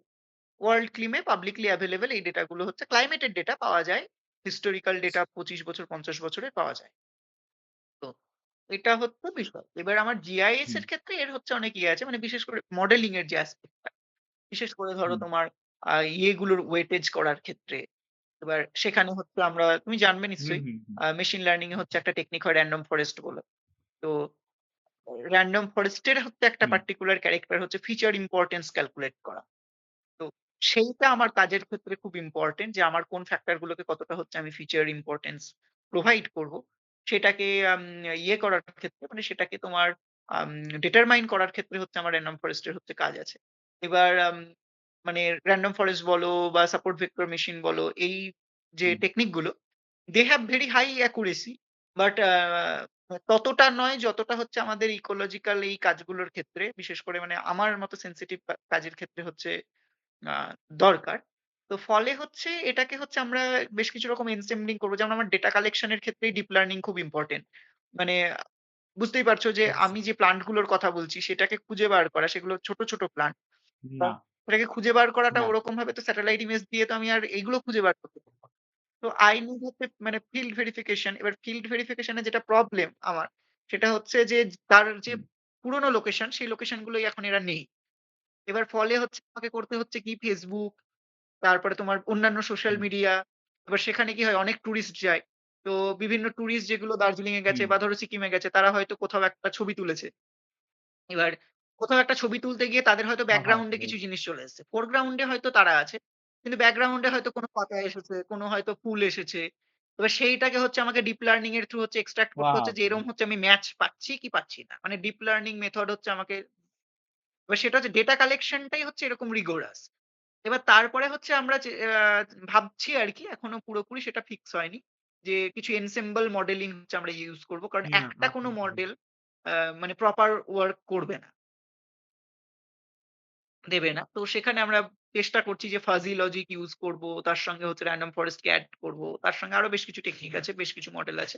সেটাকে করব। মানে যেটা ওই ইয়েটা হবে যেটা, মানে তোমার হুম, যেটা হুম, হচ্ছে নতুন করে যে এগ্রো ইকোলজিক্যাল যে জোনেশনস হবে, সেটার হাই অ্যাকুরেসি র জন্য আমরা এরকম করব ভেবেছি। এখনো এটা মানে হুম, থট জায়গাতেই রয়েছে আরকি। আচ্ছা, তাহলে অ্যাজ এ এক্সিকিউশন টা এখনো না সে তো দেরি হবেই না। আছে। আর তাহলে অ্যাজ এ ফিল্ড এ না তুমি যাওয়া এখন অব্দি এই সেটা হচ্ছে কি না। ল্যাঙ্গুয়েজ ব্যবহার করছো? পাইথন ইউজ করছো? না Google Earth Engine এ JavaScript ইউজ করছো না দুটাই ইউজ করছো? আমি তো Google Earth Engine এই Google Earth Engine এই হচ্ছে করি মোস্টলি যে কাজগুলো হয়ে যায়। এবার খুব হুম, কিছু হচ্ছে কাজ থাকে যেগুলো হচ্ছে বিল্ট আপ ইয়েতে হয় না। সেগুলোর ক্ষেত্রে হচ্ছে হুম, ওই C++ চলে হচ্ছে R এ। তো সেটাই। পাইথন হচ্ছে হুম, আমি হুম, যখন আমি ওই কম্পিউটার সায়েন্স এর জন্য ইয়ে করেছিলাম, তখন আমি কিছুদিনের জন্য পাইথন শিখেছিলাম। কিন্তু পাইথনটা হচ্ছে খুব বেশি আমি ইউজ করিনি কখনো। ফলে ওর যে এক্সপ্লোরেশন এর জায়গাটা সেটা আমার কাছে খুব বেশি ক্লিয়ার নয়। যেহেতু আমি মানে রাইট। জিওস্পেশিয়াল অ্যাসপেক্ট এ পাইথন কে কখনো ইউজ করিনি। তো ফলে যারা আমার সেটা এখন খুব ভালো করে জানাও নেই রাইট। যারা যে এখন how I geography can use পড়ছে ইট। তাদের কি এই পড়তে জিওগ্রাফি রিলেটেড যে ল্যাঙ্গুয়েজ গুলো জানা দরকার বা তার জিওগ্রাফিক্যাল পার্সপেক্টিভ এ যেগুলো কাজে লাগবে সেগুলো কি শেখা উচিত? বা আমরা যেমন ভুল করেছিলাম যে আমরা শিখিনি। কিন্তু এখন মনে আমার হচ্ছে মনে সেটা হয় আমরা উচিত। শিখলে হয়তো ভালো হতো। আমার মনে হয় উচিত। কারণ দেখো উইথ টাইম, উইথ জেনারেশন হুম, মানে ট্রেন্ড বদলেছে, বদলাবে। মানে এখন পার্টিকুলারলি মানে কেন বলছি? মানে হুম, পাইথন না হলেও অন্তত সি টা শিখে রাখাটা খুব ইম্পোর্টেন্ট। মানে তোমার জিআইএস এ যেতে হবে না। রাইট। মানে অনেকে ভাবতে পারে যে আমি তো জিআইএস এ যাব না। আমার শিখে কি হবে? তো মানে you don't need to go GIS. কিন্তু ধরো তোমার কেন বলছি খুব ইম্পোর্টেন্ট। আ তুমি ধরো সোশ্যাল সায়েন্স এ কাজ করো। সোশ্যাল সায়েন্স এর ক্ষেত্রেও ডেটা অ্যানালাইসিস খুব সুন্দরভাবে হচ্ছে আর হুম, করতে পারে। একদম। বিশেষ করে ধরো আমি যদি পারসেপশন ম্যাপিং করতে চাই। বা আমি ধরো কোনো ক্রাইম ম্যাপিং করতে চাই। আমি অ্যাপার্ট ফ্রম ম্যাপিং এর কথা যদি আমি না বলছি, আমি কোনো একটা ডেটা এনালাইসিস করছি হুম, সেখানে হচ্ছে বেশ কিছু ধরনের হাইব্রিড ডায়াগ্রাম আমি করতে চাইছি। ধরো কথার কথা আমি স্পেস টাইম কনভলিউশন এসব কিছু করতে চাইছি। যে স্প্যাশিয়ালি কতটা হচ্ছে ক্রাইম আ ইয়ে হচ্ছে তোমার ডিস্ট্রিবিউটেড কিভাবে, টেম্পোরালি তাদের কি ট্রেন্ড। আমি দুটোকে কোলাজ করতে চাইছি। তো এইগুলোর ক্ষেত্রে আর খুব ভালো রেজাল্ট দেয়। এখনো অব্দি মানে আমার খুব লিমিটেড নলেজ এই বিষয়ে। আমি নিজে জিআইএস এর লোক নই। আ নিজে ডেটা সায়েন্স এরও লোক নই। ফলে আমার লিমিটেড নলেজ থেকে হচ্ছে আমি যেটুকু বলতে পারি আ অ্যাজ এ জিওগ্রাফি স্টুডেন্ট আচ্ছা। এটা শিখলে বেটার। মানে যদি কেউ তার মনে মানে করে যে তারা বলতে গেলে রিসার্চে যাবে এখনকার দেন। এআই এর যুগে তো সবকিছুই মোটামুটি যদি একটু ল্যাঙ্গুয়েজ আমি জানি তো আমি ইজিলি ওটাকে হ্যাঁ, তো ইট উইল আর বিকাম যেমন ইজিয়ার। এখন এই এআই এর এত বুম এসছে। তো এর সঙ্গে কি কোনো পিএইচডি রিপোর্ট রাইটিং এর কোনো ইয়ে হচ্ছে? যেমন সবাই এখন ভাবে যে না সে তুমিও জানো আমিও জানি যে ডিসার্টেশন লোকে এখন খুবই কম হাতে লিখছে। যে থাকছে বলতে গেলে যেকোনো এবার তবে এইটা ভাবার হ্যাঁ, কারণ নেই সে যে তো এটা অবশ্যই। খুব গুড হুম, প্র্যাকটিস বা এটাকে ধরা পড়া পড়বে না এরকম নয়। কেন বলছি আমি তোমাকে বলি। আমরা যখন করেছি হুম, আমাদের হুম, হুম। তখন তো এই তখন তো ইয়েটা আছে। ছিল না। আমি ২১ সালে ডিসার্টেশন করেছি। ফলে আমি আ এআই কিভাবে লিখতে হয় সেগুলো সেই হুম, অর্থে আমি হুম, খুব একটা বেশি সেটার সঙ্গে ইয়ে ছিলাম না, used to ছিলাম না। তো এখানে যখন এলাম আমি আরকি পিএইচডি করতে, তখন দেখলাম যে প্রচুর ছেলেমেয়ে যারা ডিসার্টেশন করছে তারা কুইলবট ইউজ করছে, প্র্যাকটিস করছে, সেটাকে হচ্ছে তোমার দিচ্ছে। এখন তো কেউ কুইলবট ও ইউজ করে না। এখন ডিরেক্ট ChatGPT তে দেয়, ChatGPT লেখে, ChatGPT র লেখাটাকে ওরা কপি পেস্ট করে। You hmm, are doing it for your class assignment, it is fine. You are right. doing it for your class project, it is fine. For dissertation এই লেভেলেও হ্যাঁ, fine. কেন fine বলছি? মানে fine মানে এটা fine নয় না, কোনোভাবেই। কিন্তু তুমি ধরা পড়বে না। কারণ হচ্ছে টিচারদের কাছে এত সময় নেই যে না। এর হচ্ছে প্রত্যেকটা পেজ হচ্ছে তারা এইভাবে চেক করবে। বাট হুম, এটাতে তোমার যেটা প্রবলেম হলো তুমি এন্ড অফ দ্যা ডে কিছু শিখতে পারলে না। এবার তুমি বলবে যে শিখতে পারলাম না তাতে হুম, আমার অসুবিধে কোথায়? আমি তো পরে গিয়েও যদি রিসার্চ এ যাই তাহলে এইভাবে করব। নাও দ্যা প্রবলেম occurs তুমি যখন এবার হচ্ছে অবশ্যই। ফার্দার রিসার্চ এ গেলে ইউ নিড পাবলিকেশন। তুমি কোনো একটা পেপার লিখলে এআই দিয়ে। এবার সেই পেপারটা তুমি পাঠালে। তো দে হ্যাভ দ্যা টুলস এবং হচ্ছে শুধু তাদের কাছেই না, তোমাদের যেকোনো ইউনিভার্সিটির অ্যাসিস্ট্যান্ট প্রফেসর তাদের কাছেও এই টুল থাকে। হুম, তো তারা হচ্ছে এআই ডিটেক্ট করতে পারে খুব হুম, মাইনিউটলি। হুম, তো এই যে টার্নিটিন বা হচ্ছে তোমার এই ধরনের যে সফটওয়্যার গুলো, এগুলো তো পেইড সফটওয়্যার মানে এগুলো হচ্ছে সবাইকে অবশ্যই। দেয়া হয় না। মানে তুমি আইদার একাডেমিশিয়ান হবে তবেই তুমি পাবে। বা হুম, হয়তো কর্পোরেটেও তারা খুব মানে চড়া দাম দিয়ে এগুলো কিনতে হয়। তো এরকম আরো বেশ কিছু সফটওয়্যার আছে এবং যারা যেগুলো জার্নাল হুম, হয় তাদের তো কাজই এটা। যে তারা অবশ্যই। প্লাগারিজম চেক করবে। সেটা হিউম্যান প্লাগারিজম হোক বা সেটা এআই প্লাগারিজম। তো এখনো অব্দি আমার যতটুকু হুম, জানা আছে মানে আমি যেহেতু এই লাইনে আছি পাবলিকেশন করছি। তো প্রত্যেক জার্নালেই মানে যেগুলো স্ট্যান্ডার্ড জার্নাল তারা হচ্ছে এআই এর রাইটিং অ্যাসিস্ট্যান্টশিপ এখনো অব্দি অ্যাকসেপ্ট করে না। এবং এআই কে হুম, কোনো রাইটার হিসেবে তোমার মানে অথরশিপ দেয় না।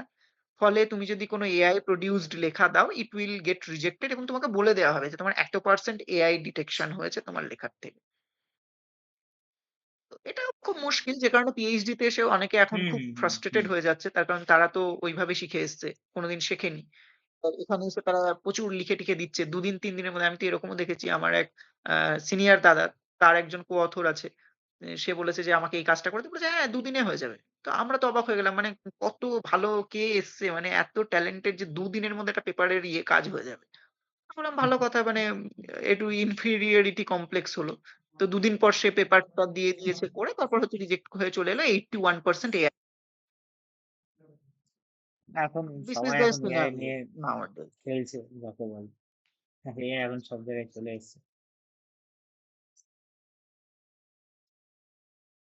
ইউ ক্যান ডু তুমি এটাকে ভালো একটা দিকে ইউজ করতে পারো। তুমি এআই কে বরং মানে ডিরেক্ট ওদের থেকে কপি পেস্ট করার জায়গায় তুমি এরকম ভাবে আস্ক করো যে, "আমি এই রিসার্চ এ হ্যাঁ, এই হ্যাঁ। স্ট্রাকচার ভেবেছি। এই স্ট্রাকচারটা কিভাবে আমি লিখব?"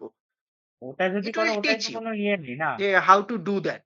ওটাই তোমার তো কোনো ডু দ্যাট। মানে তুমি কোনো ক্রাইম ডিরেক্টলি করছো ডোন্ট না। কপি। তুমি একটা তোমার কাছে একটা unknown টপিক চলে এলো। তুমি জানো না সেটা কি করবে। না তুমি তুমি কোনো একটা ইয়ে বলে করতে দিলে না। যে তুমি তাকে তুমি হ্যাঁ, সেটা শিখতে পারো। সেটা খুব ভালো একটা টিচিং টুল হতে পারে বা একটা হুম, লার্নিং টুল হতে পারে এআই। কিন্তু এআই থেকে হুম, ডিরেক্ট তুমি কপি পেস্ট করলে সেটা কোনদিনই হ্যাঁ। অ্যাকসেপ্টেবল নয়, অ্যাকসেপ্ট হয়ও না। তাহলে এই তো মোটামুটি।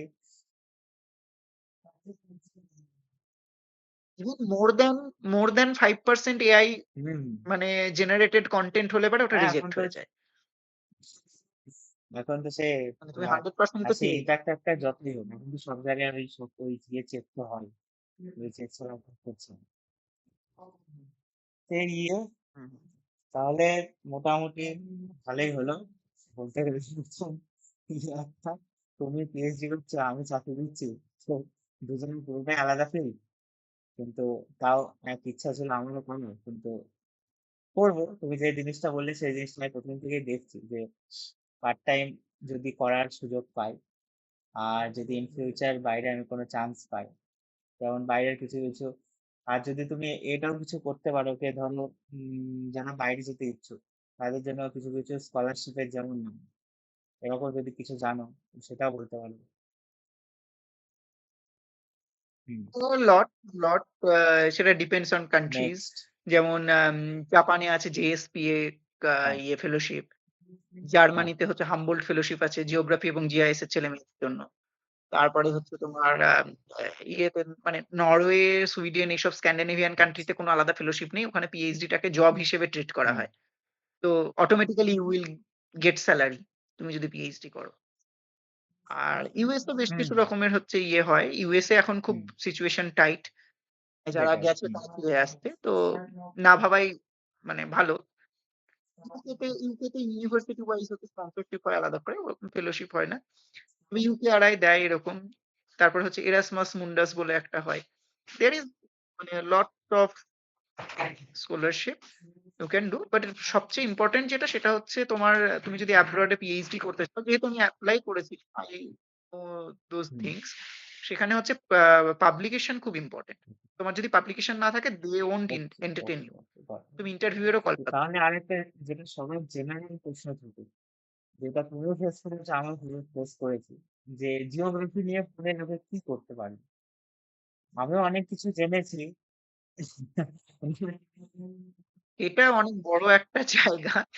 যে হ্যাঁ। মানে এখন আর লোকে কেউ এই কোশ্চেনটা মানে অন্তত যারা একটু মোটামুটি শিক্ষিত হুম, তারা আর কেউ এটা জিজ্ঞেস করে না যে জিওগ্রাফি নিয়ে হুম, কি হবে।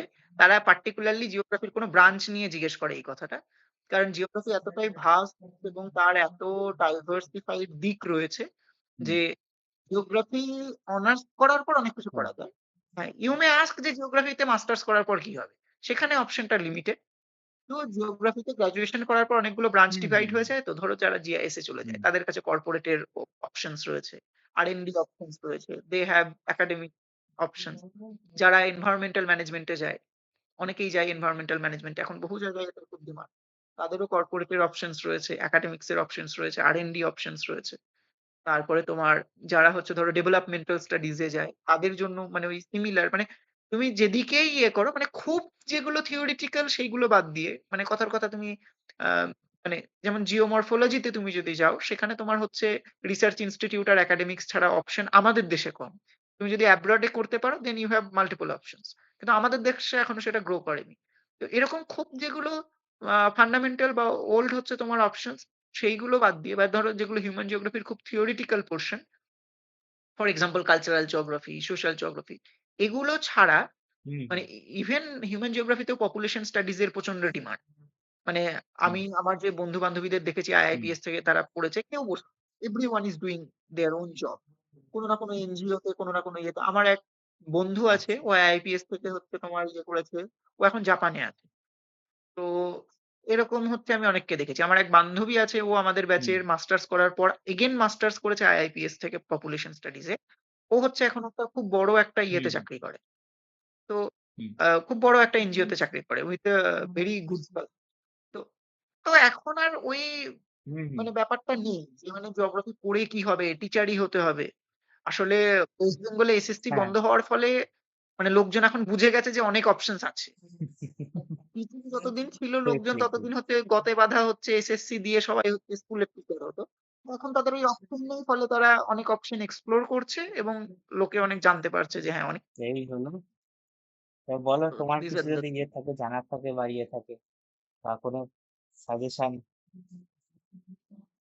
হ্যাঁ হ্যাঁ বলো আমার বলো। আজকে আসলে অনেকটা অনেকটা দেরি সেটাই অনেকটাই হয়েছে। চলছে। ফলে অনেকটা লম্বা চলছে। হুম। তো হ্যাঁ। সেটা নিয়ে অন্য একদিন বসা যাবে। আসলে এটা তো খুব লম্বা একটা ব্যাপার। তো সামর্থ্য বা ইয়ে তো অনেকটাই ছিল। কিন্তু আমাদের সময়টা অনেকটা হ্যাঁ, আসলে অবশ্যই। কমে এসছে। তো সেটা নিয়ে সেই অন্য ইয়ে, একদিন আরকি বসা যেতে তাহলে পারে। আজকের দিনের জন্য এইটাই যথেষ্ট। তো সেটা আরকি হ্যাঁ, তাহলে আবার বসাবে এই একটা জিনিস। এইটাই একদম। তোমার পিছনে দেখছি তোমার রুমের পেছনে দেখছি ওয়ালে এটা বেশ কিছু রকম এটা সিনপটিক এ- ইয়ে এটা করা আছে। তোমার মানে সিনপটিক এটা সিম্বল করা আছে ফ্রেমে। মানে এটা কি ফর না বিউটি গো, পারপাস এটা নাকি হচ্ছে হচ্ছে তোমার এটা ইয়ে লাগানো আছে, সিনপটিক্যালি ফিল্টার করা আছে, হয়েছে বুঝে শুনে? গুগল মিটের ফিল্টার আছে। হ্যাঁ। তো ঠিক আছে? এখন ও আচ্ছা, আচ্ছা ফিল্টার। না না, আচ্ছা, এখন আচ্ছা। এখন আমি মানে ভাবলাম আমি যে এই তোমার বোধহয় এত তাড়াতাড়ি পিছনে শিফট করেছি সিনপটিক না, মানে আমি গাড়ি না সিম্বলস নিয়ে লাগানো। সরাসরি এখানে চলে এসেছি। ওই জন্য রুম পাওয়া থেকে শুরু করে সবকিছুই খুব তাড়াতাড়ি হয়েছে আমাদের। যতক্ষণ না মোটামুটি ঠিকঠাক করে রুম নেবো, বুঝতে পেরেছি। ততক্ষণ এরকমই চলবে। তো এই ইয়ে আর কি, আরো হবে, একটা বুঝতে ইনিশিয়েটিভ পেরেছি। নেওয়া শুরু হয়েছে, আরো নিশ্চয়ই করা যাবে। হুম, হুম। একদম। তাহলে নিশ্চয়ই, নিশ্চয়ই, নিশ্চয়ই। হ্যাঁ। ডিফারেন্ট ডিফারেন্ট ফিল্ডস এর লোকের সঙ্গে কথা হ্যাঁ, বলতে ওটাই পারো। চিন্তা ভাবনা জিওগ্রাফির আছে, বিভিন্ন কারণ ফিল্ডে যারা আমাদের ডিপার্টমেন্টেও কিছু কিছু যখন এই ব্যাপার। সেমিনার হয়েছিল, তখন সারা দেশ থেকেই তুমি নাম শুনেছো, নাগি কনফারেন্স হয়েছিল আমাদের সময়। তো নাগির সময় ওই সময় অনেক প্রফেসরদের সাথে পরিচয় হয়েছিল, তাদের সঙ্গে কন্ট্যাক্ট করে দেবো কিছু ইয়ের সাথেও। হ্যাঁ। এই কনফারেন্স গুলো ভীষণ এক্সপেন্সিভ হয়। ফলে আমি আমরা সুযোগ পেয়েছিলাম ফ্রিতে, একটাতেও যেহেতু যাইনি। আমরা ডিপার্টমেন্টের স্টুডেন্ট। তো ওই রকম। এখন দেখা যাক, এই হচ্ছে ব্যাপার। বুঝলাম। তোমার তাহলে ইয়ে হলো।